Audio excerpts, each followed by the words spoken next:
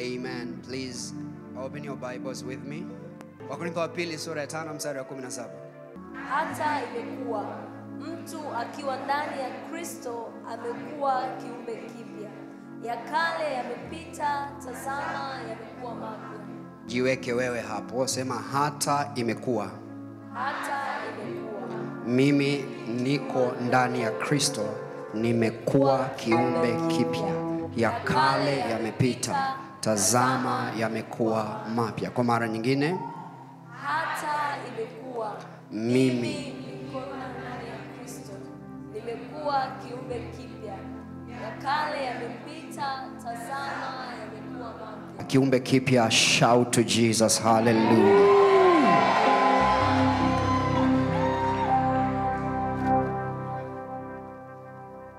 Namna nyingine ya kuomba ni kukaa na hili andiko nusu saa. Unalirudia tu. Hata imekuwa. Mimi nikiwa ndani ya Kristo. Mimi nikiwa ndani ya Kristo. Mimi nikiwa ndani ya Kristo. Mimi niko ndani ya Kristo. Oh. So Kristo ni mtu alafu Kristo ni address. Upo wapi? Kigamboni, ndani ya Kristo. Uko wapi? Kazini, ndani ya Kristo. Una address mbili. Una physical address, alafu una spiritual.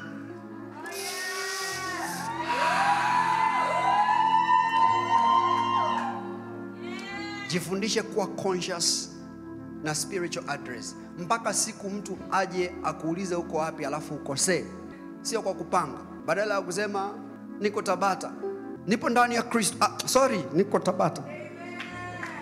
You see, it's a consciousness. Anasema uraia wetu ni wa wapi? Ni wa mbinguni. Mpaka siku upewe karatasi ya kujaza, wanauliza uraia, alafu inabidi ujikumbushe kwamba hapa wanamaanisha Mtanzania. Kwa sababu consciousness yako ya kwanza, uraia wako ni wa wapi? Ni wa mbinguni. Hii consciousness ikifika mahali kweli ikaregister ndani yako kwamba uraia wako ni mbinguni, ndio sasa utaanza kuingiliana na malaika na mkagongana mabega bila kujua kama umeingiliana nao. Sorry. Mbona kama malaika? Because uko conscious na uraia wako wa kwanza. Amen. Utanzania ni uraia wako wa pili. Yes. Christ is a person, but he is also a place. He is an address. Sema I am in Christ. I am in Christ. Sema I am in Christ. I am in Christ. Sema tena I am in Christ. I am in Christ. I know it. I know it. In Christ haturogwi. Amen. The risk is too high kwa adui kutaka kunirushia mshale akijua niko conscious kwamba niko ndani ya Kristo. The risk is too much. Kwa sababu maandiko yanasema uhai wetu umefichwa pamoja na Kristo katika Mungu. Hidden in Christ. Do you know what that means? You want to touch me? You have to go through God first. Yes. You didn't hear that? Uko ndani ya Kristo. So mtu anapokuijia kwa mabaya, cha kwanza anachokutana naye ni nini? Ni Kristo ambaye amekuzunguka, ambaye uko ndani yake. Amen. It's a consciousness. Build this consciousness. Jenga hii imani ya kujua uko ndani ya Kristo. Amen. Sema I am in Christ. I am in Christ. Sema tena I am in Christ. I am in Christ. Ndio maana maandiko yanasema sasa kwa sababu ya hii address mpya ambayo uko ndani yake, wewe ni kiumbe kipya. Ladies and gentlemen, tumekuzwa tukijichukulia sawa na kila mtu. Aliyeokoka na asiyeokoka, anayeamini na asiyeamini, ni kama vile tuko sawa. We are not the same. Yes. Na you see, tumeidanganya dunia pia kwa muda mrefu kuiaminisha kufikiri kwamba sisi na wao ni sawa. It's about time dunia ianze kujua kwamba kuna tofauti kubwa kati ya sisi na wao. Yes. Na inaanza na wewe kuamini kwako wewe mwenyewe. Amen. Kwamba no, I am not ordinary. No, I am not. I am not ordinary. I am not ordinary. I am not ordinary. I am not ordinary. I am not ordinary. I am a new creation. I am a new creation. Hallelujah. Amen. If a man be in Christ, he is a new creature. Oh yes. I am a new creature. Hata imekuwa mtu akiwa ndani ya Kristo, amekuwa kiumbe kipya. Kiumbe kipya. Do you believe you are a new creation? Yes. You do believe you are a new creation? Oh yes. So let's continue kuangalia maajabu ya huyu kiumbe kipya, right? Amen. Please be seated for a minute. Thank you. Thank you for being kind enough to stand for that long. Waweza kufanya mambo makuu, usifiwe Bwana. Na mambo makuu ya kwanza aliyoyafanya ni kukufanya wewe kuwa kiumbe kipya. Oh yes. Praise the Lord. So let's turudie mahali tulipokuwa. Nitakusomea maandiko mawili tu for the sake of time. Tunaendelea na somo letu la utambulisho wangu kama kiumbe kipya. Now, Warumi sura ya 8 mstari wa 29, Wakolosai 1 mstari wa 18. Naomba utayakumbuka haya maandiko. Warumi sura ya 8 mstari wa 29 na Wakolosai 1 mstari wa 18. Hallelujah. Warumi 8:29 maandiko yanasema, maana wale aliowajua tangu asili, ambao ndio ninyi bila shaka, aliwachagua tangu asili wafananishwe na mfano wa mwana wake. You see that's powerful, right? Unakumbuka nilianza kueleza haya mambo kwa kina, right? Ili yeye awe mzaliwa wa kwanza miongoni mwa ndugu wengi. Ili Kristo awe nini? Mzaliwa wa kwanza miongoni mwa ndugu wengi. Kama Kristo ni mzaliwa wa kwanza, mzaliwa wa pili ni mimi na wewe. Making sense? Na mzaliwa wa pili anafanana kabisa na mzaliwa wa kwanza. Mnakumbuka nilitumia muda wa kutosha kabisa kuelezea hilo andiko, si ndio? Wakolosai 1 mstari wa 18, please nisomee hiyo haraka alafu tuone tunaendaje. Naye ndiye kichwa cha mwili, yaani cha kanisa. Naye ni mwanzo, ni mzaliwa wa kwanza katika wafu. Sorry, kwanza ni kichwa cha mwili ambao ni kanisa, si ndio? Naye ni mwanzo, ni mzaliwa wa kwanza katika wafu. Ni mzaliwa wa kwanza katika wafu. Mnakumbuka niliwaelezea hili jambo, right? Are you sure you remember that? Ili kwamba awe mtangulizi katika yote. Ili kwamba awe nini? Mtangulizi katika Ladies and gentlemen, ili kwamba awe nini? Mtangulizi katika yote. Katika yote. Bwana Yesu alipofufuka, kule kufufuka, maandiko yanasema kunaitwa kuzaliwa.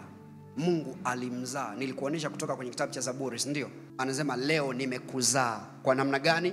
Kwa kule kumfufua kutoka kwa wafu. So nikakwambia Yesu anaitwa mwana wa Mungu kwa maana mbili. Kwa maana ya alitoka kwa Baba alipoingia tumboni mwa Mariam, si ndio? So he's a son. Lakini tafsiri ya pili ya wana wa Mungu wa Yesu ni kwamba alizaliwa mara ya pili kutoka kwa wafu. Nakumbuka mkazo wangu ulikuwa Yesu alikufa mara mbili. Alikufa kwa namna ya mwili na alikufa kwa namna ya roho. Na kufufuka pia, alifufuka kwa namna ya mwili na akafufuka kwa namna ya roho. Are you sure you remember that? Yes. Kwa mfano mimi nginiambia nirudie somo la Jumapili, I can do that. Lakini I want to believe kwamba mnakumbuka, right? So, kule kufufuliwa kutoka kwa wafu, Yesu alizaliwa mara ya pili. Kama mwana. Aina hii ya pili ya wana ndio ambayo sisi tunaji-identify naye. Tunaitwa wana wa Mungu. Akasema ninaenda kwa Baba yangu ambaye sasa baada ya kuwa nimefufuka ni nini kwenu? Ni baba yenu pia. Do you remember? We have become sons. Yeye ni mzaliwa wa kwanza, sisi ni wazaliwa baada yake, na maandiko yanatuonyesha kama mzaliwa wa kwanza alivyo, ndivyo na sisi wazaliwa tunaofuata tulivyo. Making sense? So anasema kule kufufuka kwa Bwana Yesu kuna mambo aliyaingia, na aliyaingia kama mtangulizi. Hilo andiko limetuambia. Anasema ili awe mtangulizi katika mambo yote. Tukasema mambo yote ambayo Yesu aliyaingia kama mwana baada ya kufufuka, aliyaingia kama mtangulizi, na mlango hakuufunga, umeachwa wazi, kwa sababu sisi nasi tunaingia mahali alipoingia. Nikakwambia Yesu aliposema ninaenda kwa Baba kuwaandalia makao, ili mahali nilipo na ninyi muwepo, hakuwa tu anaongelea habari za sisi kuweko mbinguni baada ya kuwa tumeondoka duniani. Zaidi ya hayo, alikuwa anaongelea habari ya sisi kushare na yeye access alionayo leo, mahali alipo tuko leo. Maana anasema tumeketi pamoja na yeye, Waefeso 2:6, si ndio? Tumeketi pamoja na yeye kuume kwa Baba. Hayo maandiko yote nilikutajia Jumapili iliyopita. Tumeketi kuume kwa Baba pamoja naye. Unaona maandiko mengi kwenye nyaraka za Paulo yakiongelea habari za kufuka kwa Yesu au yakiongelea habari zetu kiumbe kipya, unasikia yanaambatanisha habari ya pamoja naye, pamoja naye, pamoja naye, pamoja naye, pamoja naye. Why? Kwa sababu yeye alitoka kama mtangulizi. Sema nina wepesi katika roho kusikia anachonisikizisha Mungu, kuona anachonitazamisha Bwana, kupokea anachonipa, kufanyika anachonifanya. Nina wepesi katika roho, nina wepesi katika akili, nina wepesi katika mwili, kwa jina la Yesu. Hallelujah. And I was telling you kwamba maandiko yanamuita Kristo kuwa ni mwanzo wa kuumba kwa Mungu. Kwenye Wakolosai 1:18. No, Ufunuo 3:14. Anasema Kristo ni mwanzo wa kuumba kwa Mungu. Nikawa nimekwambia Mungu alianza project mpya ya uumbaji. Ukiacha ile project ya Mwanzo sura ya kwanza, na tufanye mtu, kuna uumbaji ule wa Mwanzo sura ya kwanza, na tufanye mtu kwa sura yetu na mfano wetu. Ule uumbaji ulikuja ukaingiliwa baadaye, adui akatempa nao. You remember? Kuna uumbaji mpya Mungu anaufanya ndani ya Kristo. Ndio maana Kristo anaitwa mwanzo wa kuumbwa, mwanzo wa kuumba kwa Mungu. So Mungu alianza kutengeneza uumbaji mpya, na breed ya kwanza, zao la kwanza kwenye aina hii, mwanadamu wa kwanza anaitwa nani? Adamu. Did you know Yesu anaitwa Adamu wa pili? So there is another creation. Kuna uumbaji mpya ambao Mungu amekuwa akiufanya, anaufanya ndani ya Kristo. Na product ya kwanza kutoka, kama ambavyo product ya kwanza Mwanzo kule sura ya kwanza alikuwa ni Adamu, product ya kwanza kwenye uumbaji huu mpya ni mzaliwa wa kwanza anaitwa Yesu. Kristo ni kiwanda cha kuzalisha wana. You're gonna love it. You're going to. You're going to love it. You're going to. Waefeso sura 2:10. Can we be quicker? Maana tu kazi yake tuliumbwa katika Kristo Yesu. Si kwamba tuliumbwa Edeni. Rudia. Maana tu kazi yake tuliumbwa katika Kristo Yesu tutende matendo mema ambayo tokea awali Mungu aliyatengeneza ili tuenende nayo. Moja ya changamoto yangu leo ni kuongea kipi na kuacha kipi, kwa sababu I have so much. So number 1 anasema maana tu nini? Tu kazi yake. Maana tu kazi yake. Sema mimi ni kazi yake. Mimi ni kazi yake. Watu wa Mungu, Mungu hawezi kutengeneza kitu kibovu. There are no imperfections in you. Kama unaamini wewe ni kazi yake, amini kwamba umekamilika katika yeye. Na unafahamu kazi za mtu zinauongelea ubora wake. Ukitaka kujua Mungu ni bora kiasi gani, muone kiumbe kipya kwa ukamilifu wake jinsi alivyo. Kiumbe kipya ndo ana reveal ubora wa aliye kiumba hicho kiumbe. Okay, maana tu kazi yake tuliumbwa katika Kristo Yesu. Tuliumbwa katika Kristo Yesu. Tuliumbwa katika Kristo Yesu. Ametumia tuliumbwa katika Kristo Yesu. So Kristo Yesu ni mahali pa uumbaji wa Mungu. Hiki kinachoumbwa ndani ya Kristo ndo kile ambacho tumesoma kwenye Wakorintho wa pili sura 5 mstari wangapi? Wa 17. Kinaitwa kiumbe kipya. Mimi na wewe tunaelewa kwamba uumbaji wa kwanza uko bustani ya Edeni. So uumbaji huu ambao anasema tuliumbwa katika Kristo Yesu, anaongelea uumbaji tofauti. This is a new creation being discussed about. Amen. Sema niliumbwa katika Kristo. Niliumbwa katika Kristo. Now, ladies and gentlemen, huyu kiumbe kipya aliyeumbwa katika Kristo yuko vile vile kama Adamu alivyokuwa kabla ya anguko. Unamwona Adamu kabla ya anguko? Can we discuss about him kidogo? Maana wanasema Mungu akaja kuzungumza na Adamu jioni kabla ya anguko. Nataka nikuulize, walikuwa wanaongea lugha gani? Kiebrania? Hakikuweko. Kwa sababu huyu ndo mwanadamu wa kwanza. Lugha ambayo Adamu alikuwa anaitumia kuongea na Mungu ilikuwa ni lugha gani? Kigiriki, Kiingereza. These people na walikuwa wanakuwa na conversation. I hope you know. Ile siku ambavyo Adamu anamwambia Mungu, anasema nilisikia sauti yako ukitembea bustanini. Alafu anasema nikajificha. Mungu anamuuliza, anasema maana niliona niko uchi. Mungu anamwambia, nani aliyekwambia uko uchi? Ile lugha aliyokuwa anaongea pale ni lugha gani? Nakuuliza wewe nani? Wewe unasoma language, unasoma bachelor ya language pale chuoni. Haya, utueleze ile lugha aliyokuwa anaongea ni lugha gani? Na nani alimfundisha Adamu ile lugha? Kwamba kuna siku Mungu alikaa hivi akaanza kusema, sasa Adamu tuanze na alphabet. Do you think ndo training ya Adamu ilivyofanyika? It doesn't make sense. Kwa sababu wewe ndo ambaye unafikiri, anaposema Mungu akaongea na Adamu, wewe unachofikiri unafikiri maneno. Nitaka nivuke mpaka ambao tutawaacha watu wengi. So that language ilitoka wapi?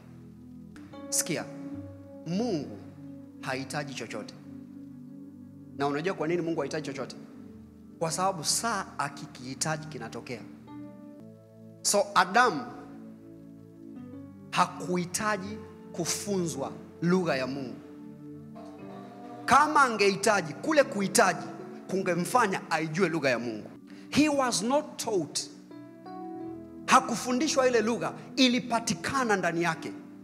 So maandiko yanasema Mungu akapitisha wale wanyama mbele ya Adamu, ili Adamu, maandiko yako very specific, anasema aone atawahitaji. Na vile Adamu alivyowaita, Mungu akaishia kusema ni vyema. Unaelewa maana ni vyema? Manake hata ningekuwa mimi ndo naye waita, ningewaita hivyo hivyo.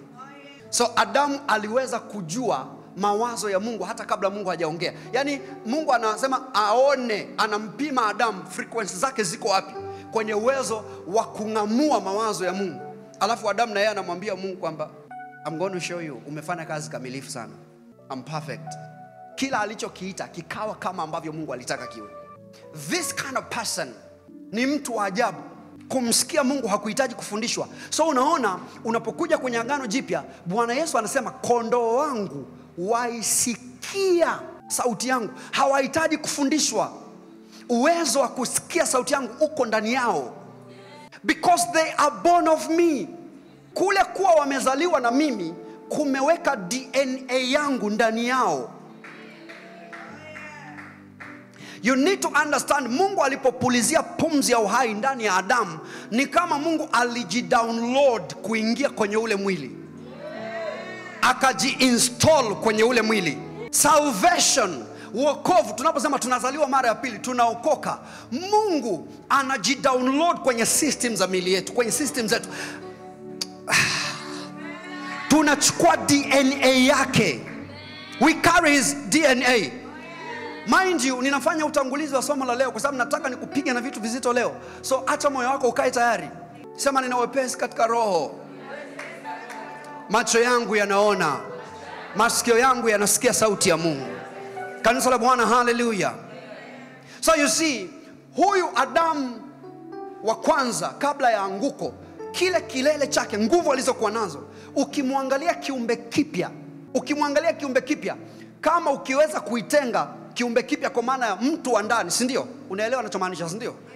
Ukiweza kumchukua yule kiumbe kipya, mtu wa ndani, ukamtenga na mwili wake ambao unakosea, unafanya nini? Hali ya yule mtu wa ndani, kiwango cha chini cha anaweza kuwa nini? At least tutamkuta yuko kama Adamu yule wa kabla ya anguko. I'm your pastor na unanifahamu, siongei vitu hewani. I have scriptures and scriptures to show you this. So believe me. Let's be going deeper. Hallelujah. Sema mimi ni kiumbe kipya. Nimeumbwa ndani ya Kristo. So anasema tuliumbwa. Kumbuka naelezea Waefeso sura 2 mstari wa 10, ndio? Tuliumbwa ndani ya Kristo. Tumeumbwa ndani ya Kristo. Tuliumbwa ndani ya Kristo. So Kristo ni mahali pa uumbaji wa Mungu. Mungu anaumba nini ndani ya Kristo? Anaumba kiumbe kipya. Huyu kiumbe kipya ukienda kumwangalia utakuta yupo kwa sura na mfano wa Mungu.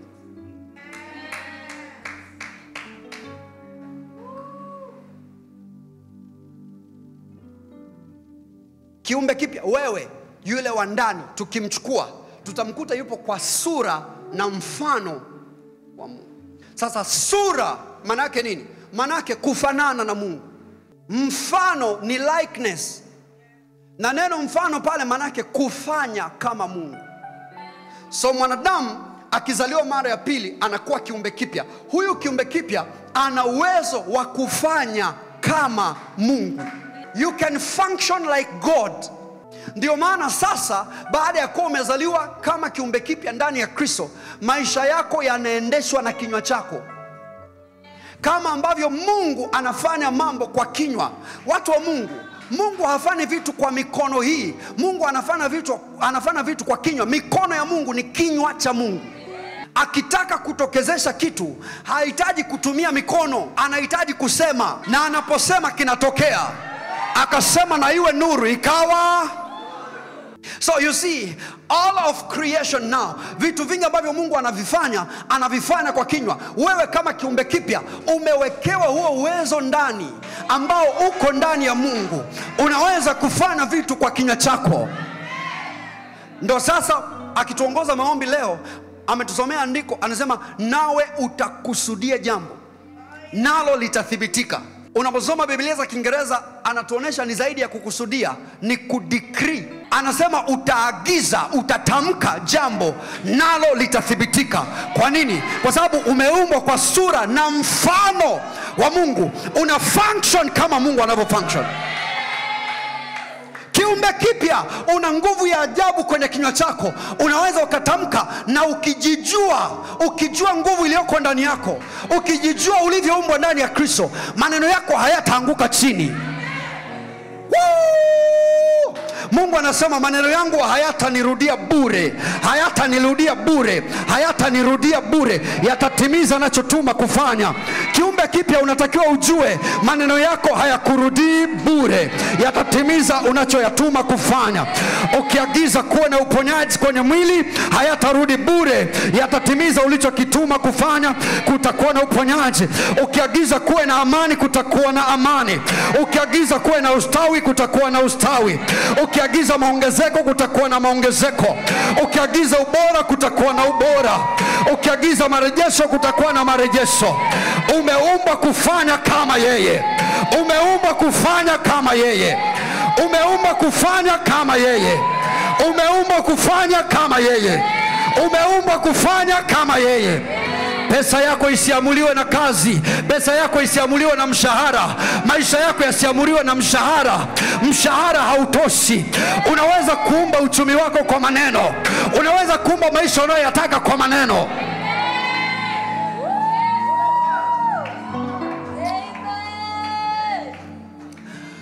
Let me blow your mind. Am I permitted to? Unaona hiyo Efeso sura 2 mstari wa 10. Let me read you. We neither make nor save ourselves. Nanzia mstari wa kwanza kule, nimekatakata vipande hapo katikati. God does both the making and the saving. He creates each of us by Christ Jesus. Umeiona hiyo? Alafu anasemaje? To join him in the works he does. Oh my goodness. To join him in the work he does. Anasema we are created to join him in the work he does. Kwenye Kiswahili naomba nisome, amesema tuliumbwa katika Kristo ili tutende matendo. Slow. Tuliumbwa katika Kristo ili tutende matendo. Tuliumbwa katika Kristo ili tutende matendo mema. Anaelezea kuumbwa, alafu kinachofuata tutende. The reason kwa sababu ndani ya DNA yetu sasa tumewekewa uwezo wa kutenda. Kutenda kitu gani? Matendo mema ambayo tokea awali Mungu aliyatengeneza ili tuendelee nayo. Kutenda nini? Matendo mema ambayo tokea awali Mungu aliyatengeneza. Wait. Ambayo Mungu alifanya nini? Aliyatengeneza. Ambayo Mungu alifanya nini? Aliyatengeneza. So haya matendo Mungu aliyatenda. You're not saying it. Matendo mema ambayo Mungu tangia awali Mungu alifanya nini? Aliyatengeneza. Kutengeneza ni kufanyaje? Si ni kufanya? Yes. Anasema we are joined to him ili tuweze kuungana naye kufanya ambacho Mungu anafanya. Amen. Ladies and gentlemen, ndani yako leo kuna uwezo wa kuendeleza ambacho Mungu anafanya. Kwenye uso wa nchi leo Mungu anaponya. Unamjoin kwenye mission ya uponyaji kwa sababu ndani yako kuna DNA yake. leo katika uso wa nchi Mungu anatoa faraja. Unamjoin kwenye kutoa faraja kwa watu. Kama alivyo ndivyo na wewe ulivyo. DNA yake inafanya kazi ndani yako. Are you with me, kanisa la Bwana Yesu? Sema kama alivyo ndivyo nilivyo. Kama alivyo ndivyo nilivyo. I join him. I join him. You see, haya ni maneno ya kimaamuzi. You can choose to join God. You can choose. Kuanzia leo unasema, Father, I choose to join you. Ninaamua kuungana. I choose to join. You see, iko hivyo, it is not by default. Ni maamuzi. You choose to join. Na unaona, ndio sasa ukikutana na mgonjwa unaanza kuwaza, kwani biashara ya Mungu kwa huyo mgonjwa ni kufanya nini? Ni kumponya. Kwa wewe sasa unamjoin Mungu kwa kuweka mkono juu ya mgonjwa. Unafika mahali watu wamechanganyikiwa, hawana amani, wamepoteza matumaini. Unawaza tu, kwani saa hizi Mungu anachotaka kwa huyu mtu ni nini? Ni kumpa faraja, ni kumpa tumaini. Anasema, nayajua mawazo nayowazia ninyi ni mawazo mema, kuwapa tumaini, kuwapa tumaini. So kama hicho ndio ambacho Mungu anafanya, I choose to join him. Ninakuwa ni mtu wa tumaini kwa watu. Are you see what I'm showing you? Kiumbe kipya sio wa kuonewa huruma. Kiumbe kipya ni mbeba majibu. Kiumbe kipya ni mbeba majibu. We join God. Hallelujah.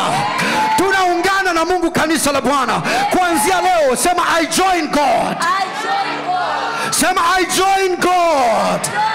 Sema, I join God.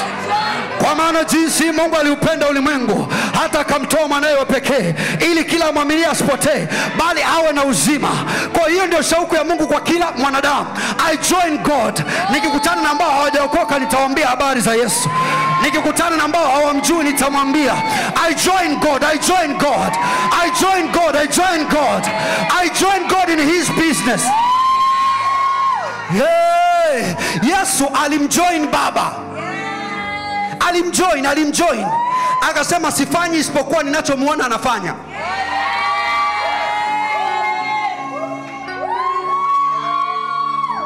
Sema, I join God. I join God. Sema, I join God. I join God. Mungu wetu ni Mungu bora.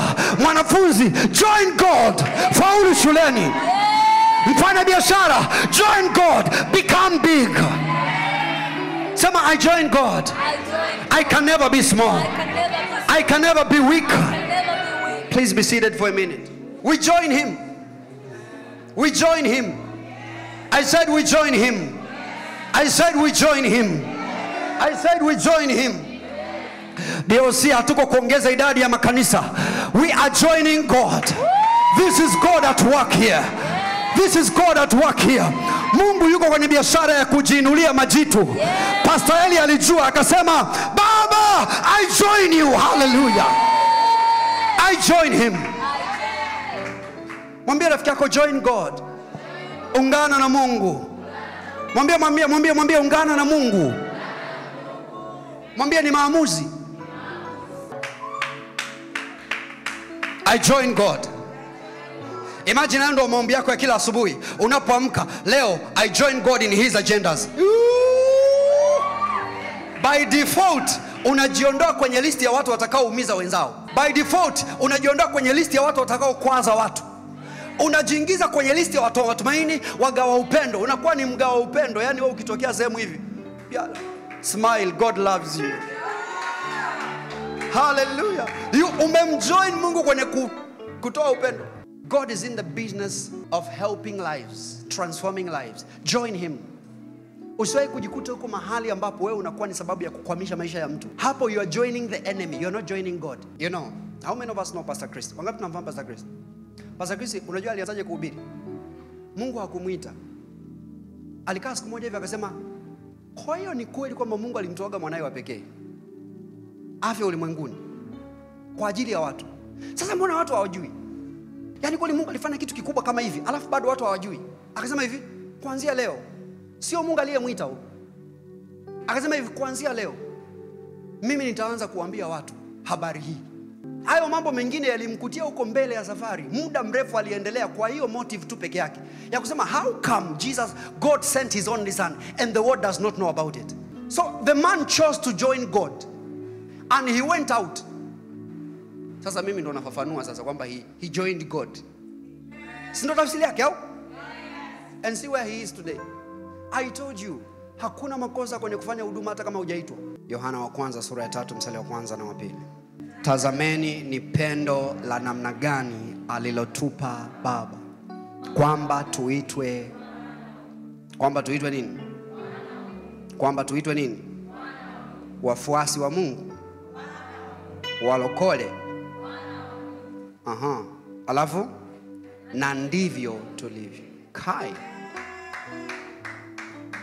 Kwa sababu hii ulimwengu haututambui kwa kuwa haukumtambua yeye.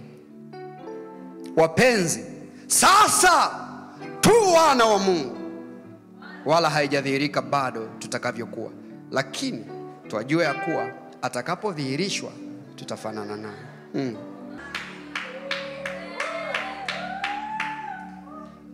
Tazama ni pendo la namna gani alilotupa Baba, kwamba tuitwe wana wa Mungu. Wana wa Mungu waseme amen. Na ndivyo tulivyo. Alafu nasema kwa sababu hii ulimwengu haututambui kwa kuwa haukumtambua yeye. Anasema kwa sababu hii ulimwengu haututambui kwa kuwa haukumtambua. Bahati mbaya sana, sio tu ulimwengu ambao haututambui. Bahati mbaya ni kwamba hata sisi wenyewe hatujitambui. That's the problem. Tulipaswa kuwa ni ulimwengu ndio ulitakiwa kuwa haututambui. Sisi tutakiwa tu tushajitambua. Unaona haya mafundisho ambayo nakufundisha leo, alafu tunaona ni vitu. Haya mafundisho ulitakiwa umefundisha ulipookoka. Yaani siku ile ulipookoka unasema namfikiri Yesu kwa ni Bwana. Siku ile ulipookoka vile ndio ulitakiwa ukutane na haya madude. You get the point. Lakini hivi ndio ukisikia mafundisho ya awali, hapa ninapofanya hizi wiki ya 3 leo nafundisha mafundisho ya awali ya Mkristo. Ni foundational class. Kwa sababu baada ya kuwa mtu ameokoka, cha kwanza ni kujitambua. Sasa bahati mbaya sio tu kwamba ulimwengu haututambui, sisi wenyewe. Na unajua hatari ya kucha kujitambua? Anasema hawajui wala hawafahamu. Si mnakumbuka Zaburi 82, ndio?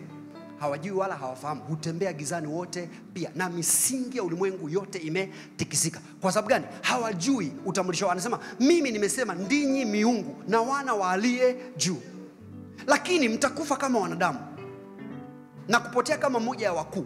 Anaposema lakini mtakufa kama wanadamu, maana yake ninyi sio. Hivi anasema mtakufa kama wanadamu, maana yake nyie sio. Ni mimi au ni maandiko? Sasa wewe mpaka leo unaamini wewe ni mwanadamu kuliko kitu kingine chochote.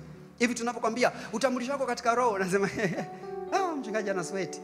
Ana hivi nimekaza hivi utambulisho wako katika roho, utambulisho wako katika roho. Sasa mimi naitwa John Mwakyusa. Umetokea Ileje. Umeshikilia ni wewe bado hivi mavitu, yani mautambulisho yako ya kimwili ndio yamekushikilia hivi, ndio ambayo yanakuendeshea maisha. Ukikwaza tu kidogo hapa ushacharuka. Unajua kwa nini? Unajitambua kwa namna ya mwili. Ungejijua kwa namna ya roho, hauwi mwepesi wa kutake offense. Kwa sababu unakuwa unajiona wewe ni dispenser wa amani, ambassadors of peace. Watu ambao wanajichukulia kwa jinsi ya mwili ndio watu ambao akionyeshwa dharau kidogo tu ameshachanganyikiwa, hawezi kulala, hawezi kula. Unajua kwa nini? Kwa sababu na yeye hiyo dharau, japo anakasirika, ila anashawishika kwamba ni halali kudharauliwa. Yaani umeelewa eti? Hivi tunasema mtu akikudharau muonekano wako, kama ungekuwa kweli wewe hauna issues kwenye issue ya muonekano wako, dharau ya mtu itakufanya kitu. So kukwazika kwako na dharau ya mtu kuna proof kwamba yuko right. Muone mkichwa huo. Unajua kwa nini unakasirika? Ni kwa sababu ni kweli kabisa wewe pia unaonaga mkichwa wako una issues. Because kama usingekuwa unafikiri kwamba una tatizo kwenye kichwa, ungegundua tu kwamba huyu ana matatizo yake tu binafsi. Hana kitu cha kuongea, so ameamua tu kuattack kichwa changu bila sababu yoyote. My head is awesome. Mwanamke mwenyewe sijui nini. Hayo anayosema hayo yanakuingia, unashindwa hadi kula kwa sababu wewe mwenyewe una personal conflict juu ya hayo maeneo. Hauja resolve ndani ya moyo wako kwamba you are okay. Ni watu ambao wana changamoto za self esteem, hawajikubali. Ndio watu ambao wakiguswa kidogo tu hivi kuhusu personality zao na mionekano yao wanachanganyikiwa. Huko kuchanganyikiwa kunathibitisha kwamba wewe mwenyewe haujikubali kwenye hayo maeneo. Kwa usimkasirikie huyo mtu, yuko sawa. Meanwhile kuna watu ambao wamejifunza kuishi juu ya opinions za watu. hawana battles juu ya identity zao. So it doesn't matter utamwataka upande upi. It doesn't move them. I am fearfully and wonderfully made. Sasa unasemaga hayo maneno lakini hayaja kuingia huku ndani. Ukisha pick utambulisho wako katika Kristo wewe ni nani, hakuna maneno mtu anaweza akayasema ya kuelezea muonekano wako nje na mambo ya nje alafu yakatosha kukutikisa ndani. Kwa sababu unaishi mahali pa utambulisho wako wa juu zaidi ya mambo ya nje. Hakuna mtu atasema wewe ni failure na kule kusema kwake kukakuumiza, kwa sababu umeshajiconvince kwenye neno la Mungu kwamba katika Kristo wewe ni mshindi na zaidi ya washindi, na kwamba mwisho wako ni wa utukufu. It doesn't matter umeanzia wapi. If you are convinced by the word, opinions za watu hazitawahi kukusumbua. Anasema ijapokuwa mwanzo wako ni mdogo, lakini mwisho wako utaongezeka sana.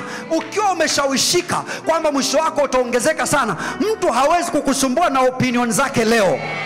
Kwa nini? Kwa sababu unapomsikia akiongea hivyo, unajua tu huyu upeo wake wa macho hauwezi kuona kwenye kesho ambayo mimi nimeiona. So ninamuelewa akiongea hivyo kwa sababu anaangalia leo. Mimi mwenyewe nikiangalia leo hainifurahishi.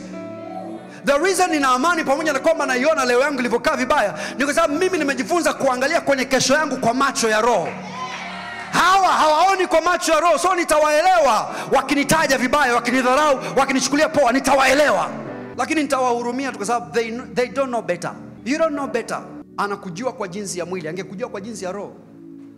You see, watu tungekuwa tunaweza kuonana kwenye kesho zetu, tungeheshimiana kuliko tunavyofanya leo.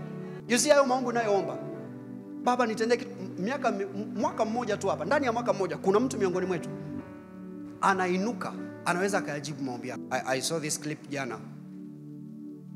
Mtu wa Mungu yuko anaomba sehemu. Huyu jamaa yuko mahali anaomba. Anapoanza tu kuomba akaja mtu mwingine hapa akaanza kuomba. Kidogo tu anaanza. Sasa anashindwa kufocus kwa sababu yeye anaomba polepole, alafu wao wanaomba kwa sauti kubwa. Alafu anaposikiza maombi yao, huyu anaomba sijui 50,000. Huyu anaomba sijui laki ngapi. Akafungua wallet. Akaenda kwa yule mama akasema Mungu amejibu maombi yako. Afa akageuka kwa huyo mbaba akamwambia Mungu amejibu maombi yako. Akawapa zile hela wakaondoka, afa akabaki anaomba mambo yake serious. Anambia so Father, as we were saying. Baba kama tulivyokuwa tunasema, anaendelea pale. Praise the Lord. Unakuwa uko mahali ambapo unaweza kujibu maombi ya watu. Yaani mtu atoke mlimani amefunga siku 7, alafu akiwa kule mlimani Mungu amrudishe kwako. Sema jibu nayo tafuta hayako huku. Umeacha Dar es Salaam, Ubungo garage. Nenda kwa mwanangu fulani. Alafu anakuja Mungu aishaupanga moyo wako tayari. Unamtendea ukarimu, jambo moja linatosha kumbadilishia maisha. How do you like that? Unakuwa majibu ya maombi ya watu. Praise the Lord. So this is possible if you take your identity in Christ. You join God. Remember where we started. Join him. So he says, ulimwengu hawezi kututambua kwa kuwa haukumtambua hata yeye. I'm not sure you're... Anyways, ngwani ubiri kwa imani kwamba utaelewa, right? Anasema ulimwengu hawezi kututambua sisi wana wa Mungu kwa kuwa haukumtambua yeye. Yeye nani? Mwana wa Mungu, Yesu. So kama ulimwengu hauwezi kututambua kwa kuwa haukumtambua yeye, maana yake ni kwamba kama alivyokuwa siku za kuishi kwake usoni mwa nchi, ndivyo tulivyo sisi. Ndio maana kama ambavyo ulimwengu ulistruggle kumtambua yeye, ndivyo ambavyo una struggle kutambua na sisi. Anasema sasa tu wana wa Mungu. Alafu anasema haijadhihirika bado itakavyokuwa siku atakapokuja kulichukua kanisa. Hatujui tutaonekanaje, ila anasema hivi, tunajua kwa uhakika kwamba siku atakapokuja kulichukua kanisa tutafanana naye. Kwa nini? Kwa sababu tutamuona kama alivyo. Maana yake kule kumuona kwetu kutatufanya sisi. Naomba uelewe ambacho najaribu kusema. This is the key ya wewe kuishi kama Kristo katika uso wa nchi. Kumtazama na kumuona yeye kama mwana wa Mungu. Ufunguo wa wewe kuishi maisha ya nguvu katika uso wa nchi kama Yesu alivyoishi ni wewe kuanza kumtazama sio kama Mungu ndani ya mwili, ni kuanza kumtazama kama mwana wa Mungu, kama mtu. Ladies and gentlemen, kwa mujibu wa ile andiko, siku tukifika mbinguni tutashangaa tukijiona, kwa sababu tutaanza kuona kwamba tuko kama Yesu. Umeelewa ile andiko linavyosema? Yaani siku hiyo itakuwa ni ajabu, kwa sababu kila mtu utakuwa ukimwangalia Yesu alafu kijiangalia. Kumbuka hii mili tutakuwa tumeiacha, ni roho zetu zitakuwa zinamtazama. Kwa utakuwa ukimwangalia Yesu alafu kirudi kijiangalia, hauoni tofauti. Anasema tutafanana naye, tutafanana naye. Tukifika kule tutashangaa, tutajua kwamba tunafanana naye. Unajua kitu kinachoshtua ni kwamba tutafanana naye tukifika kule, sio kwa sababu tukifika kule ndio watatufanya tufanane naye, ila kilichokuwa kinatuzuia tusionekane kwa nguvu, kwa maana ya mtu wetu wa ndani asionekane kwa nguvu na katika kilele cha ubora wake, miili yetu itakuwa imebaki duniani. Mwili wako ndio limitation yako inayokuzuia usimanifesti kwa kiwango cha juu kabisa cha nguvu kama mwana wa Mungu. So siku utakapowacha mwili, roho yako ikaenda kukutana na Bwana Yesu mbinguni, maandiko yanasema utajigundua kwamba unafanana na yeye kabisa. Why? Mwili umewacha. Now, what I want you to know ni kwamba hatutakiwi tusubiri mpaka tufike mbinguni ndio tuje tuone kwamba tunafanana na yeye, kwa sababu huko kufanana na yeye hakutatokea tukifika mbinguni. Saa hii tunafanana na yeye kama alivyo, kama alivyo mbinguni. Anasema ndivyo na sisi tulivyo ulimwenguni humu. Kama alivyo ndivyo tulivyo, kama alivyo ndivyo tulivyo. Tunaweza tusione leo kwa sababu ya miili yetu, lakini siku tukifika tutagundua, hey, tupo kama yeye. So anza kuona leo, usisubiri mpaka mbinguni. Anza kuona leo kwamba upo kama yeye. Maana anasema hivi, aliyowajua tangu mwanzo aliwaita, aliwahesabia haki, aliwahesabia haki aliwatakasa. Anasema aliwahesabia haki aliwatukuza wakiwa duniani, aliwatukuza. Na utukufu ule ambao mwana anao mbinguni ndio ambao wana walioko duniani ndani yao wana huo utukufu. The same glory that Jesus has in heaven, you have in your spirit. So you see, when we get there, we will notice kwamba we are just like him. Actually kuna andiko linasema the glory of God will be revealed in us, sio to us. It will be revealed in us, kwa sababu it was there all along. Hiyo ni wachache wameipata, wengine imewapita. Kwa hiyo sasa ngoja nitafutie mahali pengine. Mwambie rafiki yako, jua leo kwamba unafanana naye. Mwambie jua leo kwamba unafanana naye. Ona leo kwamba unafanana naye. Wewe ni mwana wa Mungu. Kama alivyo ndivyo ulivyo. Sema kama alivyo ndivyo ulivyo. Utukufu ule alionao amekupa wewe. Sema tena, utukufu ule alionao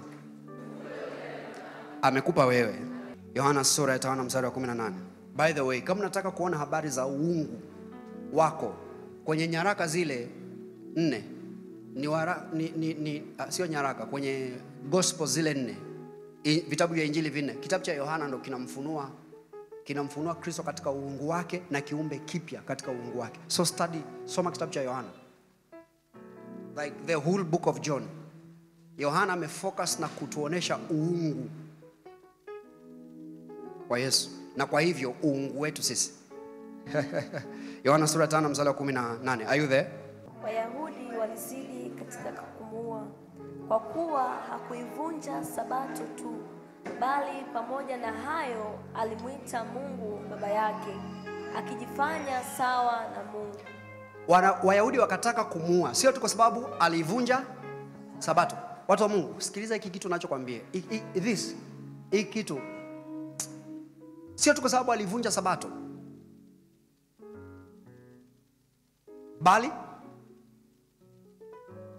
bali pamoja na hayo alimuita Mungu baba yake, akijifanya sawa na Mungu. Alimuita Mungu baba yake, na kwa hivyo kwa huko kumuita Mungu baba yake alikuwa anajifanya yeye kuwa ni sawa.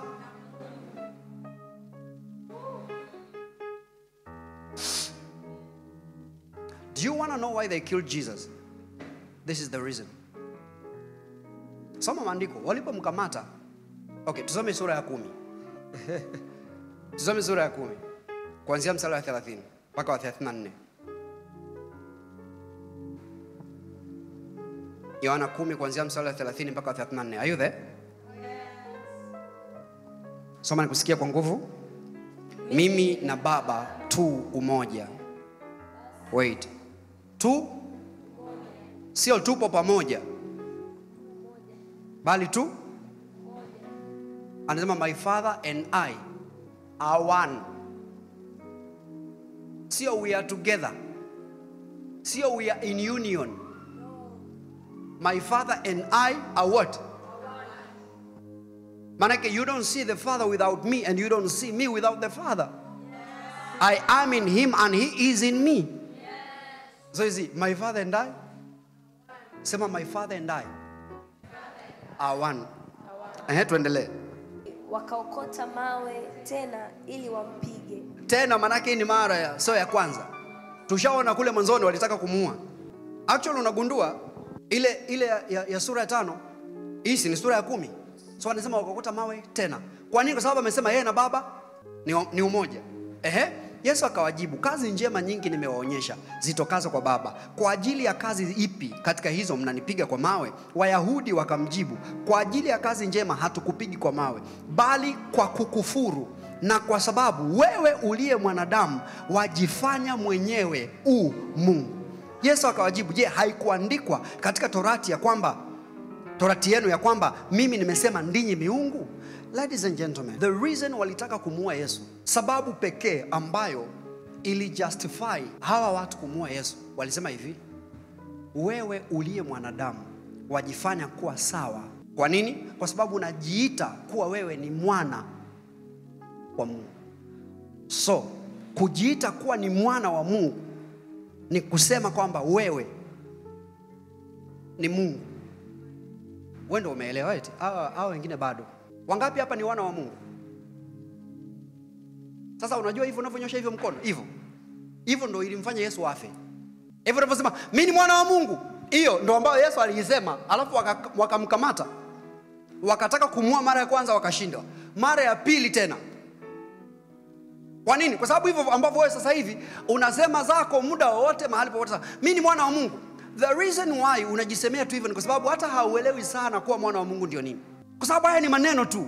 Kwa nini ambayo wewe unayasema kama maneno tu? Yesu alipoyasema walitaka kumuua kwa sababu ya hayo. Ni kwa sababu wao walijua maana yake nini mtu kujiita mwana wa Mungu.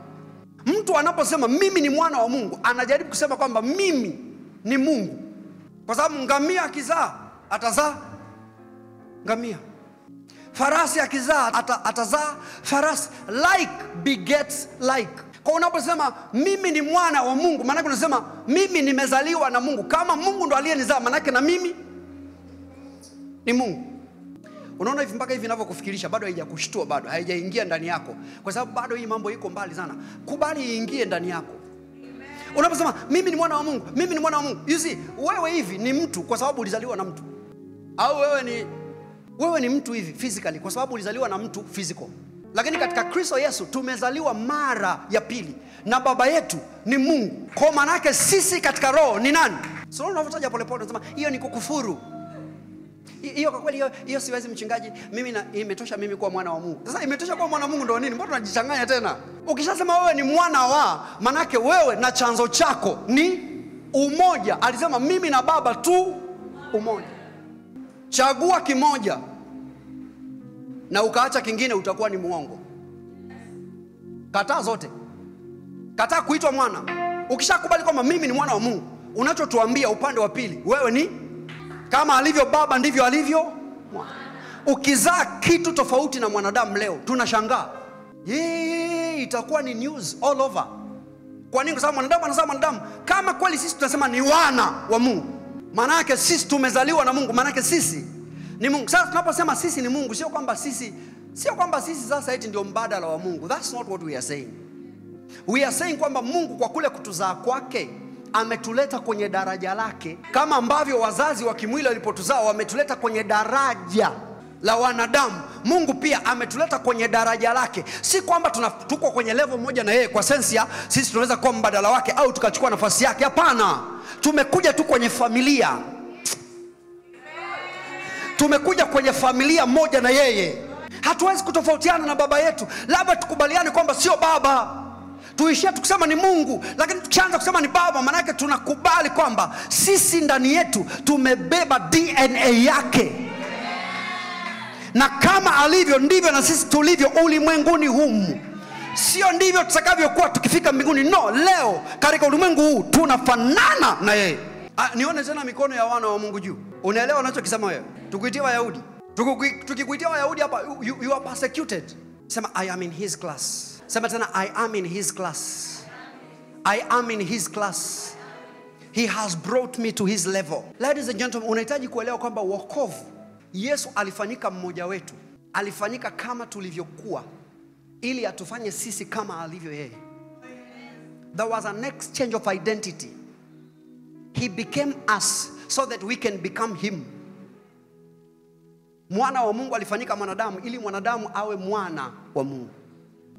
Kabla hajafa Yesu alikuwa ni mwana wa Mungu pekee.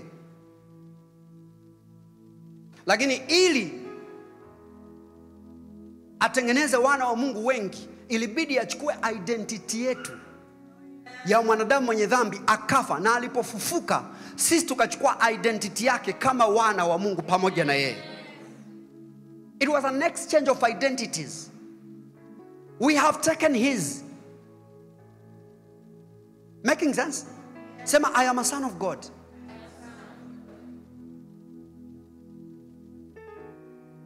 So, see 82 mstari wa Zaburi, 82 mstari wa Is it mstari wa 5 au wa 4? Wa 5. Inasemaje wa 5 mtumishi? Uliyesema wa 5. Watu mshajua anachokitafuta. Inasemaje wa 5? Nisome. Mstari wa 5, hawajui wala hawafahamu. Mimi nimesema. 6. Mimi nimesema ndinyi miungu. Sikiza hayo maneno. Mimi nimesema ndinyi miungu na wana wa aliye juu. Kuna mambo mawili hapa. Miungu na wana. Miungu na wana. Miungu na wana. Anasema mimi nimesema ndinyi miungu na wana wa aliye juu. Manake wana wa aliye juu ni nini? Ni miungu. Ukishakubali mimi ni mwana, unachomaanisha wewe mchungaji, sasa hiyo ndio maana yake nini? Yaani kwani hivi unapofundisha wiki yote hii ya 3 ndio nini sasa? Sema I have his DNA in me. Sema nina DNA yake ndani yangu. Sema nina DNA yake ndani yangu. Sema tena nina DNA yake ndani yangu. Sema tena nina DNA yake ndani yangu. Do you believe that to be true? Do you believe that to be true? Nimekuwa nikifundisha hapa wiki ya 3 sasa hivi.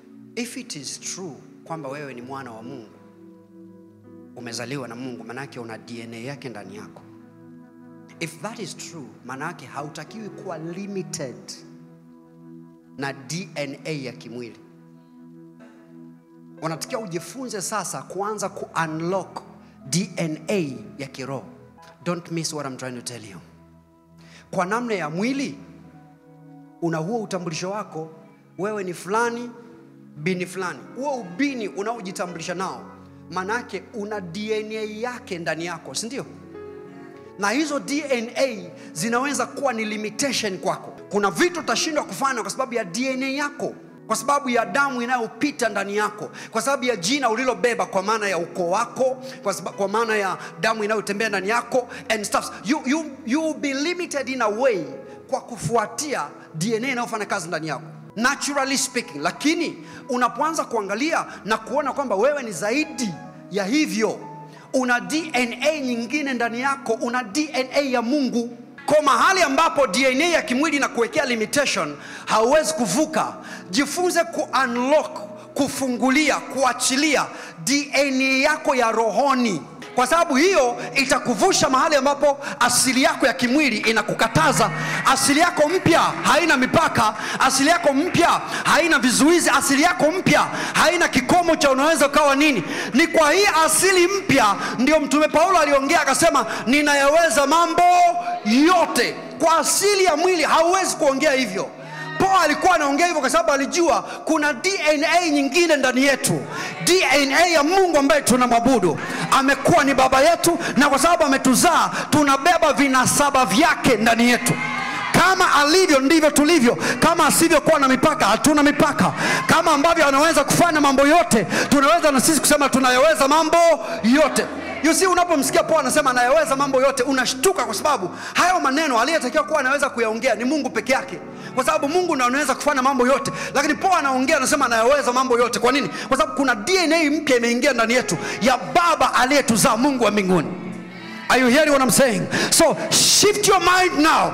Usijibebe kama mtu wa asili ya kwenu kwa maana ya namna ya mwili. Jibebe kama mtu wa asili ya mbinguni, mtu wa asili ya Mungu. Vinasaba vya Mungu viko ndani yako.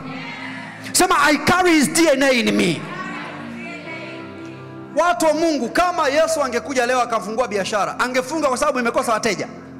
The same ability ambayo ingemfanya Yesu aprevail kwenye chochote ambacho anafanya, hata kama ingekuwa sio huduma, hiyo ability iko ndani yako kukufanya uprevail kwenye chochote. You will not fail. Hautaanza vitu na vikafia njiani kwa sababu ya identity ambayo unaibeba. I know who I am. I know who I am. I know who I am. I carry his DNA in me. I am a son. I am a son. I am a son. Mimi ni mwana. Kama alivyo baba ndivyo alivyo mwana. Baba ndivyo alivyo mwana. Imagine unaenda asubuhi kwenye biashara yako na hii mindset. Imagine unaingia darasani asubuhi na hii mindset. Unafanya mitihani na hii mindset. Uko kwenye ajira yako na hii mindset. Hallelujah. Kama alivyo baba ndivyo wanavyopaswa kuwa wana. Now, see, Yesu alipofufuka kutoka kwa wafu, alitoka kama mzaliwa wa kwanza. Correct? I'm preaching now, I'm not teaching. Follow me. Hallelujah. Alipotoka kwa wafu, alitoka kama mzaliwa wa kwanza. Na maandiko yametuonesha mzaliwa wa kwanza na wazaliwa wanaofuata baada yake wanapaswa kufanana. Na alichokiingia, aliingia kama mtangulizi. Maana yake sisi tunafuata baada yake. So the question is, what did he enter? Aliingia kwenye nini baada ya kufuka kutoka kwa wafu? Kwa sababu hicho alichoingia na sisi tunaingia. You must know what is yours. Number one, ile ofisi ya mwana wa Mungu Yesu ina nini? Na sisi tunapata nini kwa kuwa pamoja na yeye kwenye hiyo ofisi? Number one, sisi ni warithi pamoja na yeye. Sema, sisi ni warithi pamoja na yeye. Waefeso sura ya kwanza mstari wa 20 mpaka wa 23. Aliyotenda katika Kristo alipomfufua katika wafu, akamweka mkono wa kuume katika ulimwengu wa roho. Sikusikia ukisoma. Are you with me? Aliyotenda katika Kristo alipomfufua katika wafu, akamweka mkono wake wa kuume katika ulimwengu wa roho, akavitia vitu vyote chini ya miguu yake, akamweka awe kichwa juu ya vitu vyote kwa ajili ya kanisa. Akavitia, ambalo ndilo mwili wake, ukamilifu wake, anayekamilika kwa vyote katika vyote. Naomba urudie mstari wa 22. Awe kichwa juu ya vitu vyote kwa ajili ya kanisa, ambalo ndilo mwili wake, ukamilifu wake, anayekamilika kwa vyote katika vyote. Akavitia vitu vyote chini ya miguu yake, akamweka awe kichwa juu ya vitu vyote kwa ajili. Neno kwa ajili ya kanisa is very important. Vitu vyote viliwekwa chini ya miguu Yesu, sio kwa ajili yake. I'm coming to that. Warumi sura ya 8 mstari wa 17. Unaposoma mstari wa 16 anasema Roho mwenyewe ushuhudia pamoja na roho zetu ya kuwa sisi tu watoto wa Mungu. Mstari wa 17, na kama, unasikia hiyo logic ambayo Paulo anaijenga. Anasema na kama tu watoto, basi tu warithi. Warithi wa Mungu, warithio pamoja na Kristo. Naam, tukiteswa pamoja na, ili tupate na kutukuzwa pamoja naye. Anasema kama tu wana. Labda tusikubaliane, lakini kama tunakubaliana kwamba ni wana, maana yake pia ni nini? Warithi. Wana wa Mungu waseme amen. Yeah. Kama wewe ni mwana, maana yake ni nini? Ni mrithi. Now, sikia kwenye TPT, the Passion Translation. Mstari anaposema. Anasema, and since we are his true children, let the true children say amen. Anasema we qualify to share all his treasures. Isn't that powerful? For indeed, we are heirs of God himself. And since we are joined to Christ, we also inherit all that he is, and all that he has. What is our inheritance? We inherit all that he is and all that he has. Woo! Anasema tumefanyika wana, na kama sisi ni wana basi tu warithi. Kwanza anasema tu warithi wa Mungu. Urithi wa kwanza ambao Mungu amekupa ni yeye mwenyewe. Amejitoa kama urithi wako. Akamwambia Abraham, akasema mimi ni thawabu yako uizidio. I'm your great exceeding reward. Anamwambia I'm your great exceeding reward. Mimi ni thawabu yako. Mimi ni thawabu yako. Juu ya vitu, juu ya mali, juu ya chochote, mimi ni thawabu yako. Nimejitoa niwe thawabu yako. Katika ulivyo navyo, hesabu mimi kwanza. This is beyond money. Hii ni zaidi ya pesa, hii ni zaidi ya vitu. Are you with me, kanisa la Bwana Yesu? Anasema ni warithi wa Mungu. Mungu amejitoa kama urithi kwa wanae.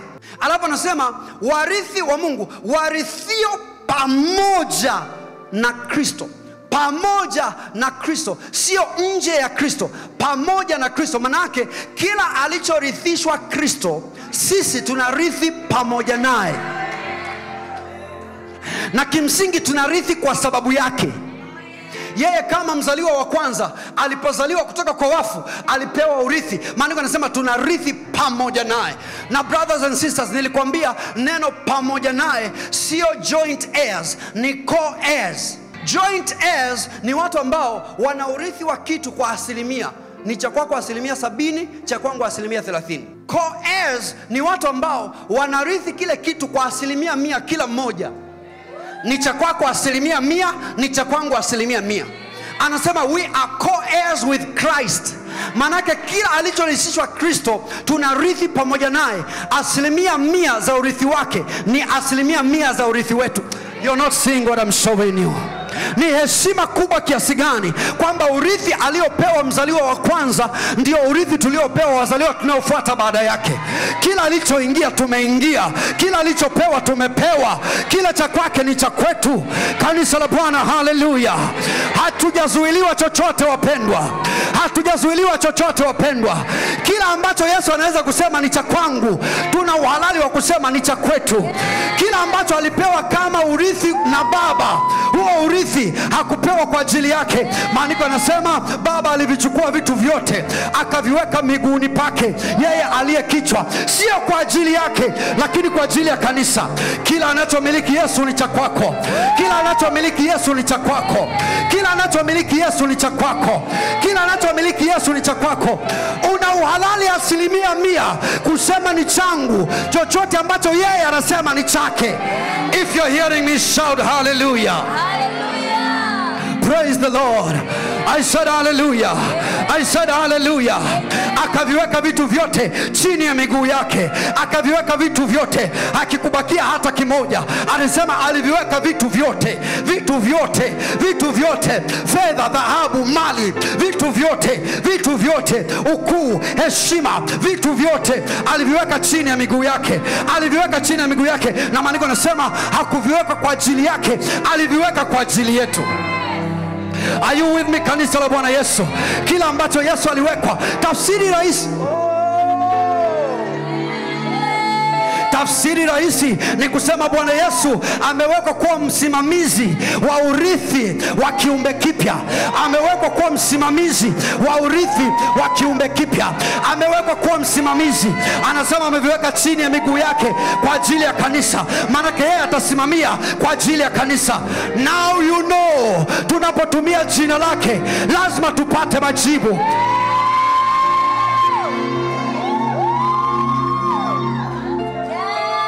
What is the power of the name? The power of the name. Tunapoomba kwa jina lake, tunaomba kwa jina lake tukikumbuka hivi tunavyoviomba vimewekwa chini ya miguu yake. Avilinde, avitazamie kwa ajili yetu. So when we use his name, we cannot be denied. Hatuwezi kuzuiliwa tunapotumia jina lake. Hatuwezi kuzuiliwa tunapotumia jina lake. Kwa nini? Vyote tunavyoviomba kwenye maombi vimewekwa chini ya miguu yake kwa ajili yetu. Kanisa, hallelujah. Are you with me? warithi pamoja na yeye, warithi pamoja na yeye, warithi pamoja na yeye. Kwa nini pamoja na yeye? Kwa nini pamoja na yeye? Wakati mwingine tunapodai urithi wetu, adui anaweza kuweka vizuizi, adui anaweza kutaka kuzuia, ila tunamkumbusha ni warithi pamoja na Yesu. Kama hawezi kumdinai Yesu, hawezi kutudinai sisi. Kama hawezi kumzuia Yesu, hawezi kutuzuia sisi. Warithi pamoja na yeye, warithi pamoja na yeye, pamoja na yeye, pamoja na yeye, pamoja na yeye. Think about that. You will never be poor in your life. You will never be poor in your life. You will never be weaker. Vitu vyote vyote vyote vyote vyote vyote vyote vyote vyote vyote vyote vimewekwa chini ya miguu ya Yesu kwa ajili ya kanisa. Vyote vyote vyote vyote vyote vyote vyote vimewekwa chini ya miguu ya Yesu. Vimewekwa chini ya miguu ya Yesu. Vimewekwa chini ya miguu ya Yesu. Vimewekwa chini ya miguu ya Yesu kwa ajili ya kanisa. Sema ni vya kwangu. Sema ni vya kwangu. Sema ni vya kwangu. Sema ni vya kwangu.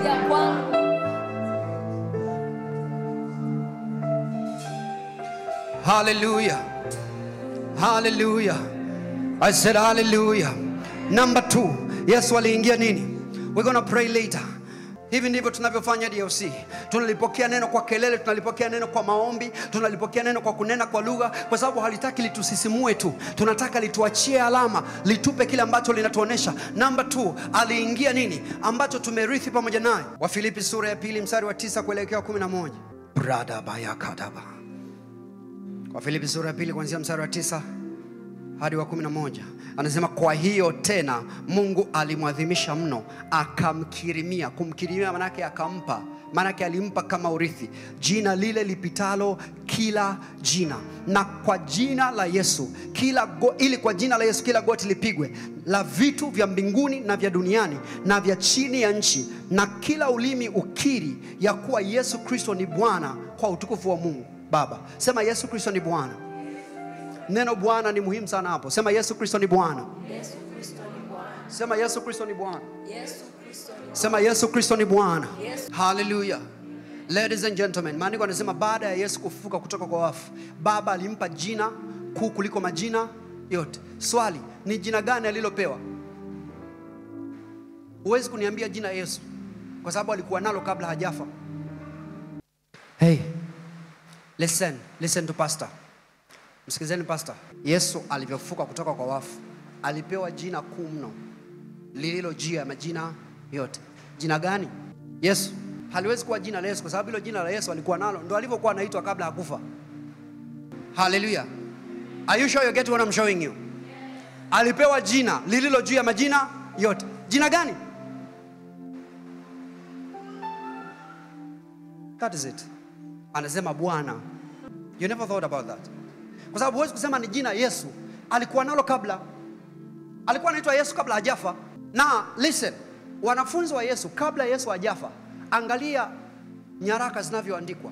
I mean vitabu vya Injili. Whether ni Mathayo, ni Luka, whether ni Yohana, wote wanavyoreport wanasema hivi: Yesu akaenda, Yesu akafanya hivi. Baada ya kufufuka haumuoni wakimuita Yesu. Baada ya kufufuka unawasikia wote wanamuita Bwana. Na maandiko yanasema hili jina alilopewa, anasema kwa jina la Yesu kila ulimi ukiri ya kuwa Yesu ni Bwana. Yesu ni Bwana. You see, unaposikia neno Bwana unatakiwa uelewe ni neno la kimamlaka, ni neno la kiutawala. Maana yake Yesu ni mtawala juu ya utawala wote. So anaposema alimpa jina, usifikirie alphabet, usifikirie maneno Yesu. Fikiria heshima aliyoipewa baada ya kufufuka. Kuna heshima aliingia, ni heshima ya ubwana. The reason watu wanatumia jina la Yesu na hawaoni matokeo ni kwa sababu wanapolitaja jina wanafikiria alphabet za jina. Jina la Yesu sio alphabet za hilo jina. Ndio maana wewe hesabu rahisi zinataka zikwambie anavyoitwa kwa Kiswahili ndio anavyoitwa kwa Kiingereza. No, anaitwa tofauti. So it's not in the alphabet. Iko kwenye nafasi aliyoingia. ipo kwenye nafasi aliyoiingia. Anavyosema kwa jina langu watatoa pepo. Kwa nini wanakuja wanasema kwa jina la Yesu na bado pepo halitoki? Ni kwa sababu wanafikiri nguvu ipo kwenye hizo alphabet za hilo jina. The power is in the authority, is in the lordship of Jesus. Kuna ubwana aliyouingia ambao hakuwa nao kabla ya kufufuka. Kwa sababu ya kazi aliyoifanya akapewa ubwana, akapewa utawala. So anaposema ametupa jina lake, I hope unajua hili jina alilopewa ndio ambalo alitupa. Akasema nendeni kwa jina langu. You're not with me? Are you with me? Yes. Akasema nendeni kwa jina langu. So hatuendi kwa alphabet za jina lake, tunaenda kwenye mamlaka aliyoingia baada ya kufufuka kutoka kwa wafu. Sema Yesu ni Bwana. Sema tena Yesu ni Bwana. Juu ya yote, juu ya wote, Yesu ni Bwana. So alipokea jina, na hili jina ni ubwana aliyopewa baada ya kufufuka kutoka kwa wafu. Na hilo jina ametupa sisi. Think about that. Fikiria kitu alichopewa ametupa sisi. So unapotaja jina la Yesu unatakiwa kufikiria vitu kadhaa. Jambo la kwanza, whether ni kwenye maombi ama unafanya ni vita ya kiroho ama ni nini, kila unapotaja jina la Yesu ifikirie kazi ya msalaba. Jumla ya maisha ya Bwana Yesu kabla ya kufa na baada ya kufa, jumla ya mambo yote yamewekwa kwenye hilo jina.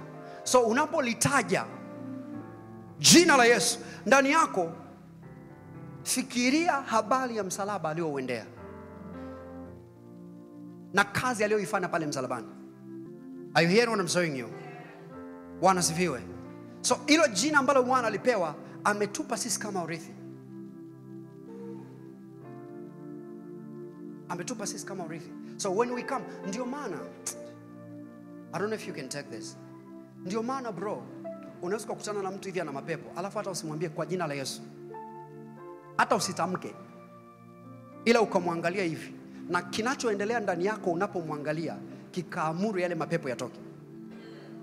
Na mapepo yakaanza kutoka bila kutumia jina. Kwa sababu it is not in the alphabet. It is in the revelation of who he is in your heart.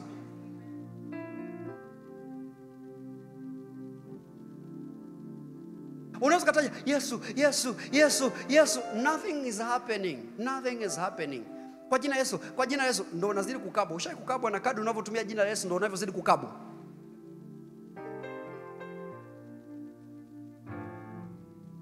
Kuna watu mnakabwa mpaka leo.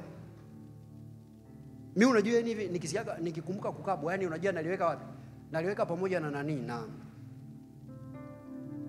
slave trade. Yani ni mambo ya kale. Kuna watu mnakabwa. Sasa mchungaji, nilivyokuwa nataka niseme kwa jina Yesu, kutoka tu alitoki.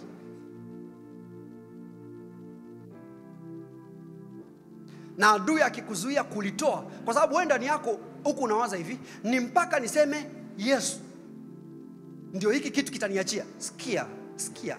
You have to get what I'm showing you. Kwa nini watu wanakabwa na anapambana kutoka na anaendelea kukabwa? Ni kwa sababu ndani yake anasema hivi, nikifanikiwa tu kusema kwa jina la Yesu, kwenye yale mapambano sasa yale anayokuwa nayo pale kitandani, anasema nikifanikiwa tu kusema kwa jina la Yesu imeisha. That is your mistake. Kwa sababu hauhitaji kusema.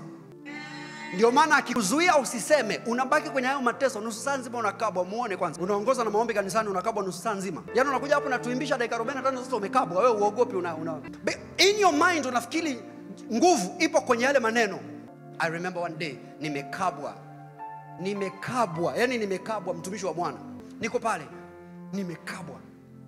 Nang'ang'ana hivi kutamka jina la Yesu, halitoki. Yale madude yanajua huyo akili yake inaamini ni akisema Yesu. Na kwa sababu anaamini kwamba akisema Yesu, basi akisema tutapoteza nguvu yake. Kwa hiyo tunafanya nini? Tumzuia asiseme Yesu. Nilipong'ang'ana nikaona siwezi kusema Yesu, nikaacha. Nikasema kwani mtu si ana vinywa viwili? Kuna kinywa cha nje na kinywa cha ndani. I stopped struggling. Nikaacha kustruggle kwenye ile pressure ile. Nikaacha kustruggle, nikasema hivi, sihitaji kusema, nahitaji kumeditate. Nikaanza kutafakari ndani yake. Mamlaka yote mbinguni na duniani nimepewa mimi. Yesu alisema, alafu akatupa hiyo mamlaka. I'm meditating. Nimeacha kustruggle. Katikati ya hizo meditation, wakabaji wakaona hii mambo haikabiki tena. Ni ushuhuda mbaya kwamba niliwahi kukabwa, lakini sasa umeelewa. Lengo usifocus na kukabwa. Usifocus na hiyo kukabwa. Focus na upande wa pili kwamba nilishinda hiyo vita bila mang'ang'ano. Pap, I was out. Kwa sababu the power is not in saying the name. Ni kile kinachocheza ndani yako unapofikiri Yesu ndio kinakuweka huru. Ndio maana kama hamna kinachocheza, kama ufunuo unaocheza huku sio strong, hata ukitamka hauoni matokeo. Lakini kwa wale ambao wanaelewa nguvu ya kazi ya msalaba, hawahitaji hata kusema Yesu. Wakati mwingine kule kutafakari tu nguvu ya msalaba kunaleta majibu. Anasema jina la Mungu ni ngome, wenye haki hulikimbilia wakawa salama. Unaelewa tafsiri ya kukimbilia? Kukimbilia maana yake ni dharura. Yanapotokea mazingira ya dharura, hauwezi kufunga siku 3. Hauna huo muda wa kufunga siku 3. Silaha yako ya dharura ni nini? You're meditating on the name. You're meditating on the name of Jesus. The name of Jesus. Unafikiria ambacho alipewa, unafikiria ambacho aliingia, unafikiria mamlaka alionayo baada ya kufuka kutoka kwa wafu and all stuffs. Hiyo jumla ya hayo mambo yote imepackagewa kwenye kitu kinaitwa jina la Yesu, ambalo sasa sio alphabet za YESU. Ni Bwana. Kama umeelewa basi sema amen. So you see, beginning today unapoanza kusema kwa jina la Yesu, kwa jina la Yesu. Kwa mfano ufunuo ambao nimekupa huu, mambo yote yaliwekwa chini ya miguu yake kwa ajili ya kanisa. So when you are using the name of Jesus, unasema hivi, hiki ninachokiomba kimewekwa kwenye chini ya miguu ya Yesu kwa ajili yangu. He is willing to give me, kwa sababu anavisimamia kwa niaba yangu. Kama umeelewa sema amen. Praise the Lord. So what is it? The name. Number 3. Na hapo tutaishia hapo kwa leo.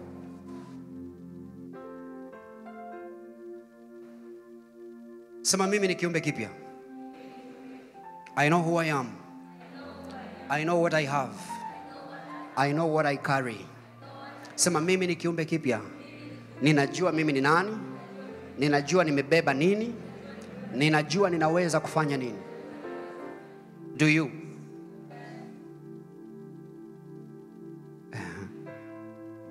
Nguvu na mamlaka ya kutenda kwa niaba yake. Jambo la 3, nguvu na mamlaka ya kutenda kwa niaba yake.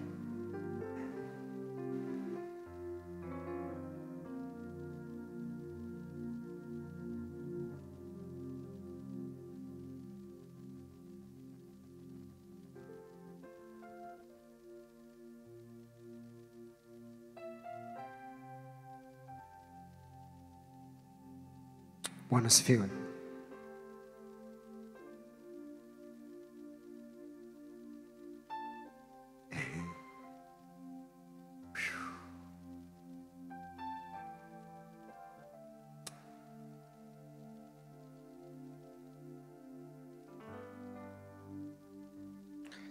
Eti watumishi wa Mungu. Asema hapo utanijibu kijanja kwa sababu unajua anachotafuta. Ila ashumu kwamba sasa siwezi kuambia washumu kama hujaelewa kwa sababu umeelewa. Eti kati ya mtumishi wa Mungu na mwana wa Mungu unachagua ipi?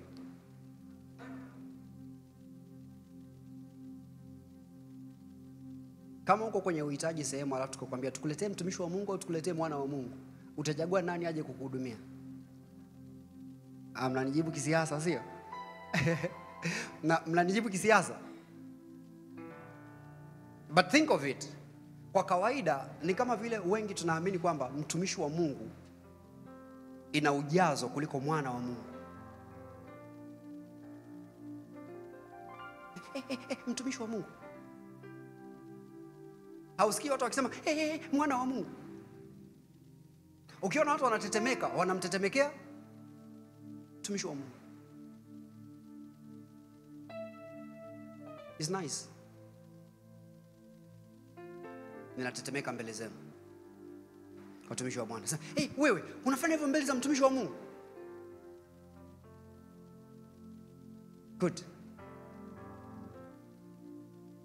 Did you know Bwana Yesu hakujiita mtumishi wa Mungu kama alivyojiita mwana wa Mungu? I'm not saying mtumishi wa Mungu sio nzuri. Mimi ni mtumishi wa Mungu, haleluya. But think of it. Bwana Yesu kila mahali ukisikia anasema hivi, kama Baba alivyonituma. Anaposema kama Baba, maana yake nimekuja kama mwana. Yohana, utasoma kwa wakati wako, sura ya 6 mstari wa 57, anasema hivi, kama vile Baba aliye hai alivyonituma mimi. Yohana 6:57. Kama vile Baba alivyo hai alivyonituma mimi. So kama ametumwa na Baba, maana yake amekuja kama mwana. You are not with me. Hallelujah. 20 mstari wa 21. 20 mstari wa 21.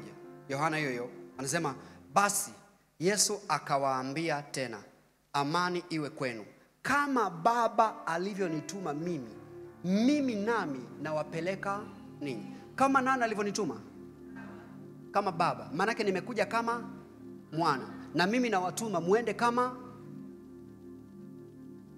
yes, you're right, muende kama wana.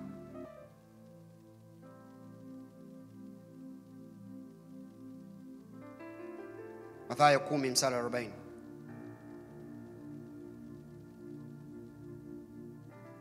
Mathayo 10 mstari wa 40. Awapokeaye ninyi anipokea mimi, naye anipokeaye mimi ampokea yeye aliyenituma. Kumbuka order ni Baba alimtuma mwana, mwana akatutuma sisi twende kama wana tuliotumwa na Baba. Na sasa anasema yeye anayewapokea ninyi amenipokea mimi niliyewatuma, na anayenipokea mimi niliyewatuma amempokea Baba aliyenituma. 28 mstari wa 18 na wa 19. Yesu akaja kwao akasema, Mathayo hiyo 28 mstari wa 18 mpaka 19. Yesu akaja kwao akasema nao akawaambia, nimepewa, maana kama mzaliwa wa kwanza, mamlaka yote mbinguni na duniani. Sema na mimi, yote. Basi enendeni mkawafanye mataifa yote kuwa wanafunzi. Now think with me. Praise the Lord. I said hallelujah. I said hallelujah. It is a bit strange. Yesu anasema mamlaka yote mbinguni na duniani nipewa mimi. Alafu anasema basi nendeni. Umepewa ni wewe, tuende sisi. Yes, kwa sababu kwa kule kutii kwenu kwenda mnashare mamlaka ambayo mimi nimepewa. Mamlaka yote mbinguni na duniani nimepewa mimi. Shetani amebakiziwa nini kama mamlaka yote ya mbinguni na duniani anayo Yesu? Unavyokuwa unakemea unasema huna mamlaka, huna mamlaka. Nguvu haiko kwenye hayo maneno ya huna mamlaka. Nguvu ipo kwenye huu ufahamu ya kwamba mzaliwa wa kwanza alisema mamlaka yote mbinguni na duniani amepewa yeye, na akashare hiyo mamlaka na wazaliwa tunaofuata baada yake. So unapomwambia shetani hauna mamlaka, ni kweli hana mamlaka. Hana. Ukimkuta yuko mahali isivyo haki. Ndio maana anaitwa mwizi. How debate na mwizi, kwa sababu yuko pale illegally. Mamlaka yote. Yesu alisema mamlaka yote, manake haikuachwa hata tone la hiyo mamlaka yote ya mbinguni na duniani. Alisema na kuzimu wa kusema. Kwa kama shetani anataka kutumia mamlaka yake akatumia wapi? Lakini mbinguni tunajua hiyo haiwezekani kabisa. Kwa sababu akienda kule atakutana naye, anamwambia acha kujizima data, umekujaje huku? Akija duniani inatakiwa kama vile ambavyo akikutana na Yesu kule hakuna hata mjadiliano, akija duniani akutane na sisi, tumwekee madai kusema kama ambavyo huwezi kwenda kufanya vurugu mbinguni, hauwezi kufanya vurugu kwenye uso wa nchi. Lazima tumwekee mgomo, kwa sababu tunajua mamlaka yote ya mbinguni na duniani amepewa Yesu, mzaliwa wa kwanza. Wazaliwa baada yake tunashare naye hiyo mamlaka. Kama shetani anataka kufanya kitu aende kuzimu, akawafanyia wa kuzimu. Watu wa Mungu, hili ndio andiko ambalo hata mtu wako ambaye hajaokoka unaweza kwenda kumnyofoa shetani ukamtoa hapo, kwa sababu yupo kwenye dunia ambayo mamlaka yote.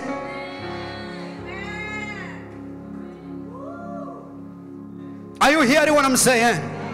Are you hearing what I'm saying? Anasema kama Baba alivyonituma ndivyo ninavyowatuma ninyi. Manake mimi nilienda kila mahali, nilikuwa nasema Baba amenituma, Baba amenituma. Na ninyi nendeni mwe na consciousness ya kujua mmetumwa na Baba, sio na Mungu. Mmetumwa na Baba. Watu wa Mungu, unaposema mimi ni mtumishi wa Mungu, ni hivyo hivyo, ni mtumishi wa Mungu. That is all.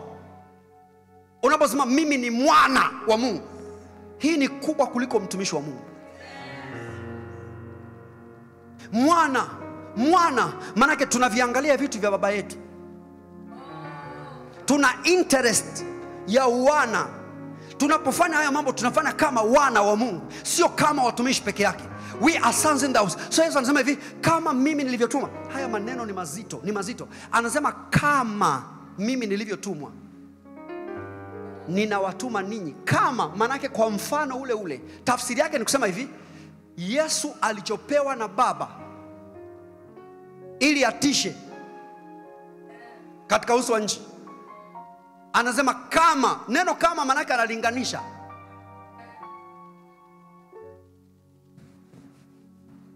Kama, sio tofauti. Uwezesho ule ambao mimi nilipewa, ninawapa uwezesho huo. Ndio maana anasema hivi, yeyote atakayewapokea ninyi amenipokea mimi. Yeyote atakayewapokea ninyi amempokea aliyenituma. Kwa sababu ninyi mmeenda kwa sababu aliyenituma alinipa mamlaka ya kuwatuma. So mmenitii, na kwa sababu mmenitii na mimi nimemtii aliyenituma, manake yeyote ambaye anawapokea ninyi amenipokea mimi na amempokea Baba. Ladies and gentlemen, believe that to be true. Kila anayekupokea amempokea Yesu. You see, unaona hivi? Kwa sababu bado ni maneno mazito sana. Hiyo mchungaji, hiyo tungebaki tu kule mwanzoni. Is that your consciousness? Kwamba anayekupokea amempokea Yesu?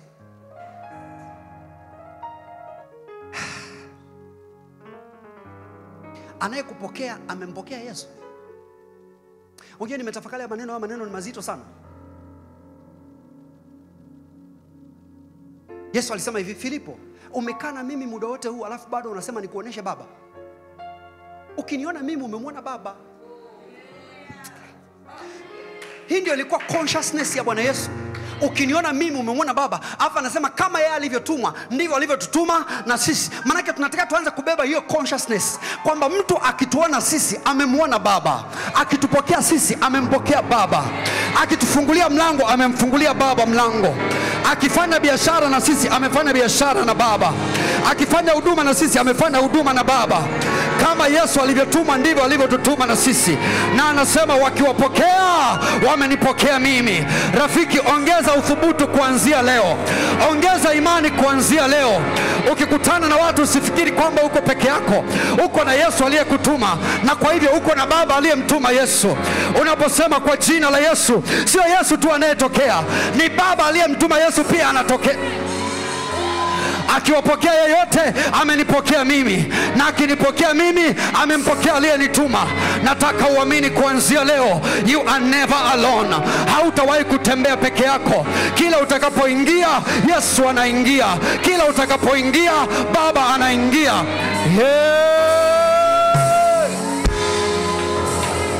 Kazini kwako walimwajiri Bwana Yesu, siku alipokuajiri wewe. Kazini kwako Mungu aliingia siku alipokuajiri wewe. Light wangejua hawakumwajiri mwanadamu peke yake, walimwajiri Mungu ndani ya mwanadamu, walimwajiri Mungu ndani ya mwanadamu. Ladies and gentlemen, kwa sababu maandiko yanasema Yusufu alipoingia nyumbani mwa Potifa kumfanyia kazi, maandiko yanasema Potifa akaona ya kuwa mambo yote yanafanikiwa kwa sababu ya Yusufu. Ni kwa sababu gani? Yusufu alimbeba Mungu ndani yako. Mahali alimbeba Mungu ndani yake. Nataka ujue rafiki, anayekufungulia mlango amemfungulia Yesu mlango, anayekukaribisha amemkaribisha Yesu. Unapoingia Yesu ameingia. Ni heshima kubwa namna gani ametufanya kulibeba jina lake, ametufanya kumbeba yeye. Where I go he goes, where I enter he enters, what I do he does. Kwenye biashara hauko peke yako, uko pamoja na yeye. Kwenye huduma hauko peke yako, uko pamoja na yeye. Ongeza imani mpendwa, kuanzia leo yafanya maisha tofauti. Yeyote anayekupokea anampokea Bwana Yesu. Yeyote anayempokea Bwana Yesu anampokea Baba, hautembei peke yako. You will never walk alone. You will never walk alone. No, not as a son of God. Wana wa Mungu hawatembei peke yao. Wana wa Mungu hawatembei peke yao. Wana wa Mungu hawatembei peke yao. Ekatapayana masata lekopariba la katabalida likomande kotarabaya lekobrehita labande lekomasuka tabaladaba. Where I go he goes, what I do he does, where I enter he enters. I carry him in me. Lekomasakata yakatabayana ma. I am a son of God. I am a son of God. Tanzania unaheri kuwa na mimi. Dar es Salaam unaheri kuwa na mimi. Mnaye mtu miongoni mwenu aliyembeba Bwana Yesu. Mnaye mtu miongoni mwenu aliyembeba Baba, kama Baba alivyomtuma Yesu na Yesu akanituma mimi. Nimekuja kama mwana mwenye majibu, nimekuja kama mwana mwenye matumaini, nimekuja kama mwana anayejua ana kitu cha kufanya. Lekoparakatakata lakatabayana masekota yakatabayadia lekomaneketeliba. Kazini kwako wana Yesu, wana Yesu kupitia wewe, wana Yesu kupitia wewe. Hiyo ofisi itaendelea, hiyo biashara itaendelea. Wana Yesu kupitia wewe, anaishi kupitia wewe, anaishi kupitia wewe, anaishi kupitia wewe. You are excellent. Thamani yako imeongezeka, thamani yako imeinuka, thamani yako imeongezeka, thamani yako imeinuka. Thamani yako ni ya juu, thamani yako ni ya juu. Thamani yako sio elimu yako, thamani yako sio ulikosoma, thamani yako sio mtu aliye na wewe. Thamani yako ni Kristo ndani yako, thamani yako ni Baba pamoja na wewe. Ratoko paradaba lekoma sakata yakata yarabalera lekobre italabande lekoma sakata yakata bayadaba yakata bayadaba yakadeboliga dalagabande lekopretia likomande koparadia likata baradaba lekobre itolimase la koparakata. Kunaye mwana Dar es Salaam, kunaye mwana Tanzania, kunaye mwana, kunaye mwana, kunaye mwana, kunaye mwana. Mwana wa Mungu, kubali utambulisho wako. Mwana wa Mungu, kubali utambulisho wako, kubali utambulisho wako, kubali utambulisho wako. Nenda uexercise huo utambulisho. I am a son of God. Mimi ni mwana wa Mungu. Ninajibeba hivyo kuanzia leo. Mimi ni mwana wa Mungu. Nilipo Baba yupo, nilipo Baba yupo, nilipo Baba yupo, nilipo Baba yupo, nilipo Baba yupo, nilipo Baba yupo. Ratokoposekete la kataparana mayande lekopetia kadabalada. Tumepewa jina, akasema jina langu ninawapa, ombeni kwa jina langu, ombeni kwa jina langu. Tumia jina lake sasa kuomba chochote utakacho. Kumbuka vyote vimewekwa chini ya miguu yake, na wewe ni mrithi pamoja naye, mrithi pamoja naye, mrithi pamoja naye. Nenda uweke madai juu ya urithi wako, nenda uweke madai juu ya urithi wako, kwenye eneo la uzao, kwenye eneo la ndoa, kwenye eneo la fedha. Nenda uweke madai kwenye eneo la uchumi, nenda uweke madai kama mrithi ambaye una equal access na Yesu 100%. Nenda uweke madai. I am a son in the house. Mimi sio omba, ni mwana katika familia, ni mwana katika familia. Hatuombi kwa baba, hatuombi kwa Mungu asiyetujua, tunaomba kwa Baba. Sisi ni wana katika familia. Vitu vyote vimewekwa chini ya miguu ya mzaliwa wa kwanza kwa ajili yetu. Nenda uombe chochote.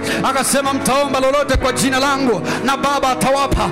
Kwa nini atawapa? Kwa nini atawapa? Kwa sababu mnavyoomba vimewekwa chini ya miguu yangu kwa ajili yenu, kwa ajili yenu. Nenda uombe rafiki, mambo yale yale uliomba mara zote kayaombe tena trip hii. Mambo yale yale uliyoomba mara zote yaombe tena trip hii, kwa ufahamu huu ya kuwa ni mrithi pamoja na Kristo.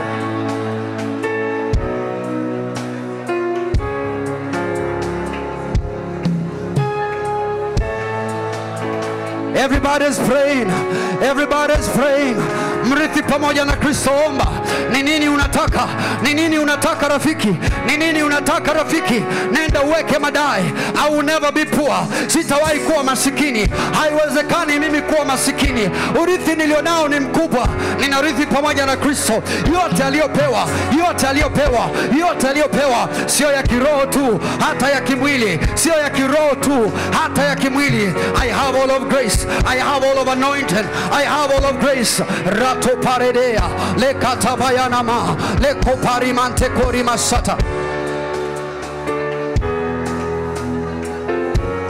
Somebody's praying, somebody's praying. Ili neno lisikuache, ili neno lisikuache. Mrithi pamoja na Kristo, ili neno lisikuache. Unapotumia jina lake, unatumia jina lake kwa ufahamu upi? Unatumia jina lake kwa ufahamu upi? Somebody's praying.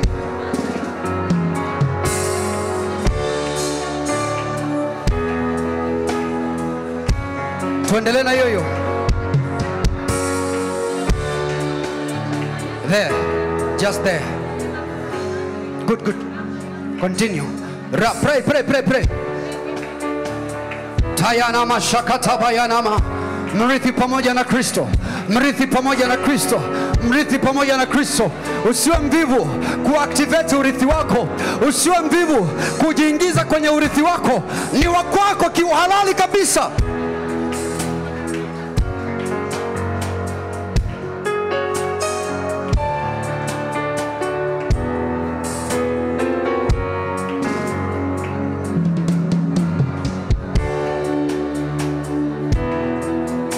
Shatakayana bayana bandi le kurama shekutaramana la kata prediga bala kato predegedea la kata bayana mashakata. Mamlaka yoyote iliyokushikilia au kushikilia mtu wako inapoteza nguvu nao, ninaagiza iharibike. Haribika kwa jina la Yesu. Mwache huyo nao in the name of Jesus. Waache watu wake, acha vitu vyake. Hauna uhalali wowote katika uso wa nchi juu ya wana wa Mungu, juu ya wana wa Mungu. Hauna uhalali juu ya wana wa Mungu, hauna uhalali. Ninaweka madai, be gone, be gone, be gone, be gone, be gone, be gone in the name of Jesus. Acha uchumi wake, acha afya yake, acha maisha yake, acha ndoa yake, acha huduma yake, acha kila kilicho chake in the mighty name of Jesus. Adui hana uhalali juu yako, hana uhalali juu ya vitu vyako, juu ya fedha yako, juu ya uchumi wako, juu ya ndoa yako, juu ya uzao wako. Hana uhalali juu ya chochote, hana uhalali juu ya afya yako in the name of Jesus.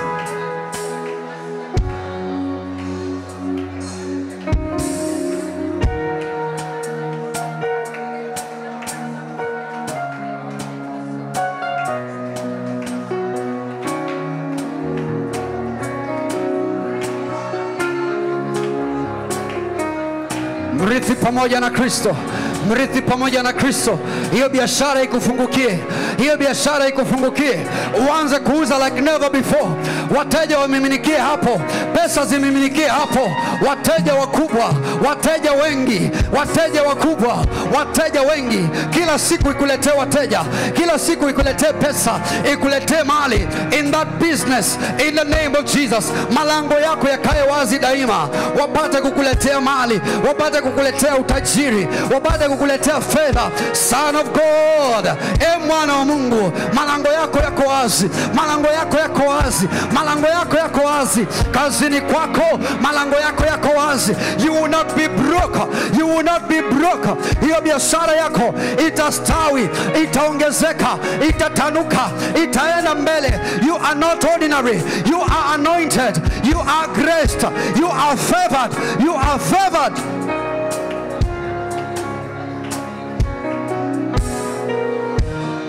Kila kikwazo kwenye njia yako kilichokuzuia kabla, ninakisukuma na kukiangusha. Kitoka kwenye njia yako. Out of your way, out of your way, out of your way, out of your way, out of your way in the name of Jesus. Out of your way in the name of Jesus. Out of your way. Huyu ni wa Yesu, ni mali ya Yesu. Hauna uhalali juu yake kama mwana wa Mungu. Hauna uhalali in the name of Jesus. I charge you beginning today. Let her be, let him be. Let her be, let him be.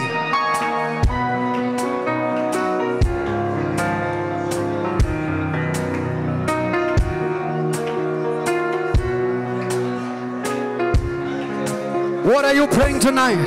What are you praying this morning? What are you praying this morning? Unaomba nini asubuhi ya leo? Unaomba nini asubuhi ya leo? He is in this place. He is in this place.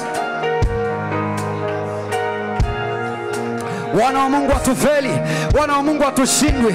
Nenda ufaulu masomoni, nenda ufaulu kwenye kazi yako, nenda ufaulu kwenye hivyo vipimo walivyokuwekea. Hauna mipaka wewe. Daudi akasema, kwa msaada wako ninafuatia jeshi, kwa msaada wako ninaruka kuta. Tunaweza kuruka kuta kwa sababu kuna DNA nyingine ndani yetu. Kuanzia leo DNA ya kimwili haitakuzuia, mipaka ya kimwili haitakuzuia. DNA yako ya kiroho, asili yako ya kiroho ianze kufunguka, ianze kujibu, ianze kuitika, ianze kukupa matokeo as a son of God.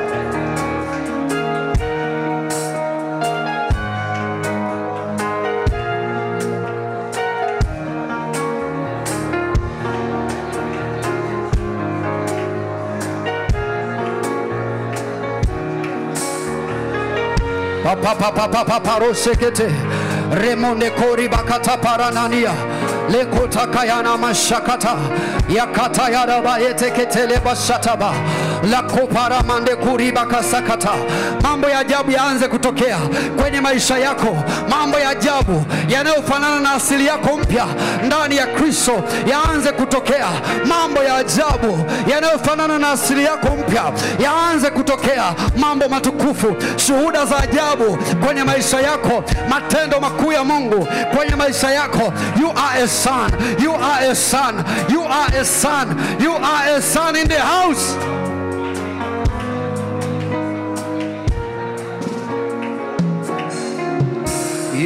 Yahweh Sabaoth,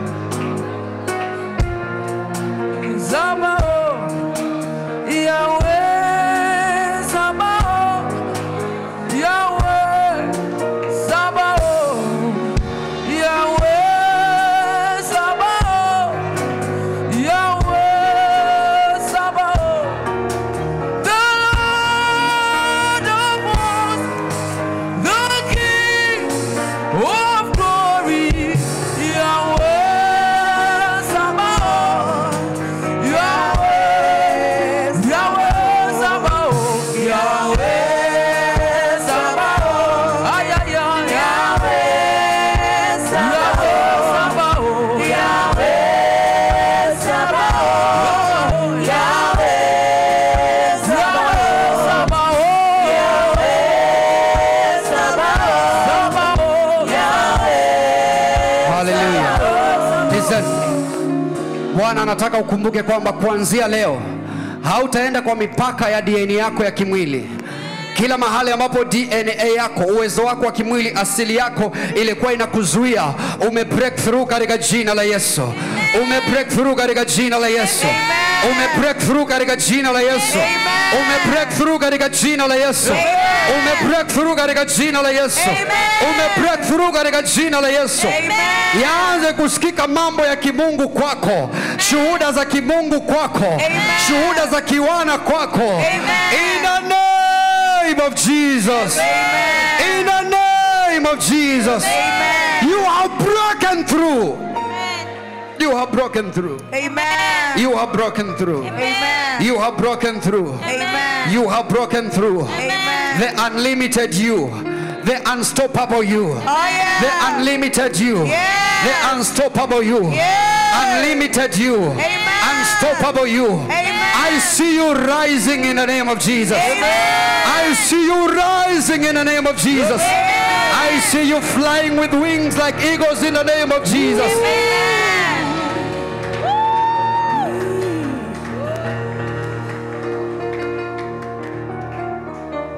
I am a son. I am a son of God. I am a son of God. I am a son of God. I am a son of God. Oh yes. I am a son of God. Oh yes. I am a son of God. I am a son of God. I am a son of God. I am a son of God. I am a son. I am a son of God. I am a son of God. Matunda ya wana yaonekane kwenye maisha yako. I said matunda ya wana yaonekane kwenye maisha yako. Matunda ya wana yaonekane kwenye maisha yako.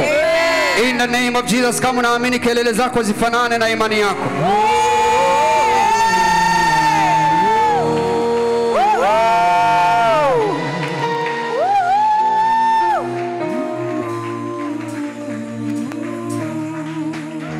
Ladies and gentlemen, nyakati zinakuja na nyakati hizo zimefika.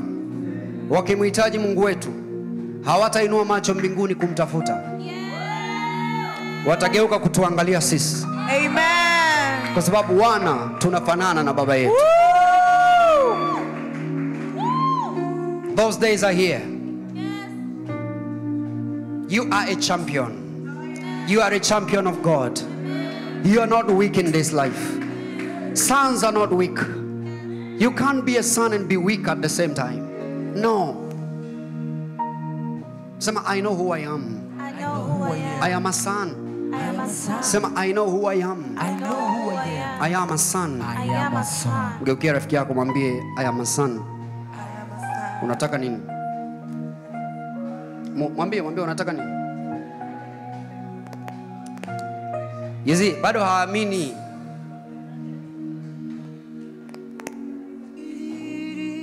Yezi, kitu kimoja nakipenda kuhusu ile kanisa na I encourage hii tabia. Nina encourage sana. Everybody is listening to me? Moja ya tabia nzuri zinazoendelea huko kanisani ni kwamba ili kanisa tunaamini sana kwenye kuombeana sisi kwa sisi. Oh yeah. Yaani hili ndo kanisa ambalo unaweza kugeuka tu hivi hapo kaona watu watatu wameshikana mikono pale. Alafu kuna mmoja amepiga magoti wanamuombea. Amen. Why? We know who we are. Oh yeah. We know haya mambo hayaishi na madhabahuni. Pastor, no. A son of God has something to offer. Tuzoee hivyo. Yaani tuzoee hivyo. Unamgeukia tu son of God yeyote. Na unajua son sio jinsia, si ndio? Tumefundisha hili jambo huko, si ndio? Tukisema son of God tunamaanisha wanaume. Son ni cheo cha uwana ambacho hata watoto wa kike ndio maana usikie maandiko. Umeshasikia kwenye Agano Jipya anasema daughters of God. Haki zao iko wapi, sio? Chana nayo mambo.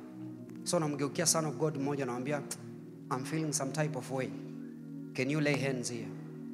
Unajua kwa nini unamgeukia huyo son of God hata kama hujui amewahi kuponya mgonjwa? Kwa sababu wewe umesoma maandiko. Na umesema ishara hizi zitafuatana na hao waaminio. Kwa jina langu hata. Sasa kama huyo unayemwambia haamini, wewe unaamini. Imani yako inatosha. Yaani hapo unataka tu upate mtu wa kuweka mkono basi, andiko litimie. Kwamba wataweka mikono. Ana nguvu za Mungu, ana nguvu za Mungu, sio shida zangu. Nataka tu mkono. Sasa na wewe unaweka kwa sababu wewe unazo nguvu za Mungu. Sio mtu analialia unasema, "Hii, wewe, achana na hizo mambo." Ndio iko hivyo. Ni wapi? Kama ni wadada, haleluya. Nisikute wakaka mnashika mikono huko. Ni kifua. Achilia fire wewe.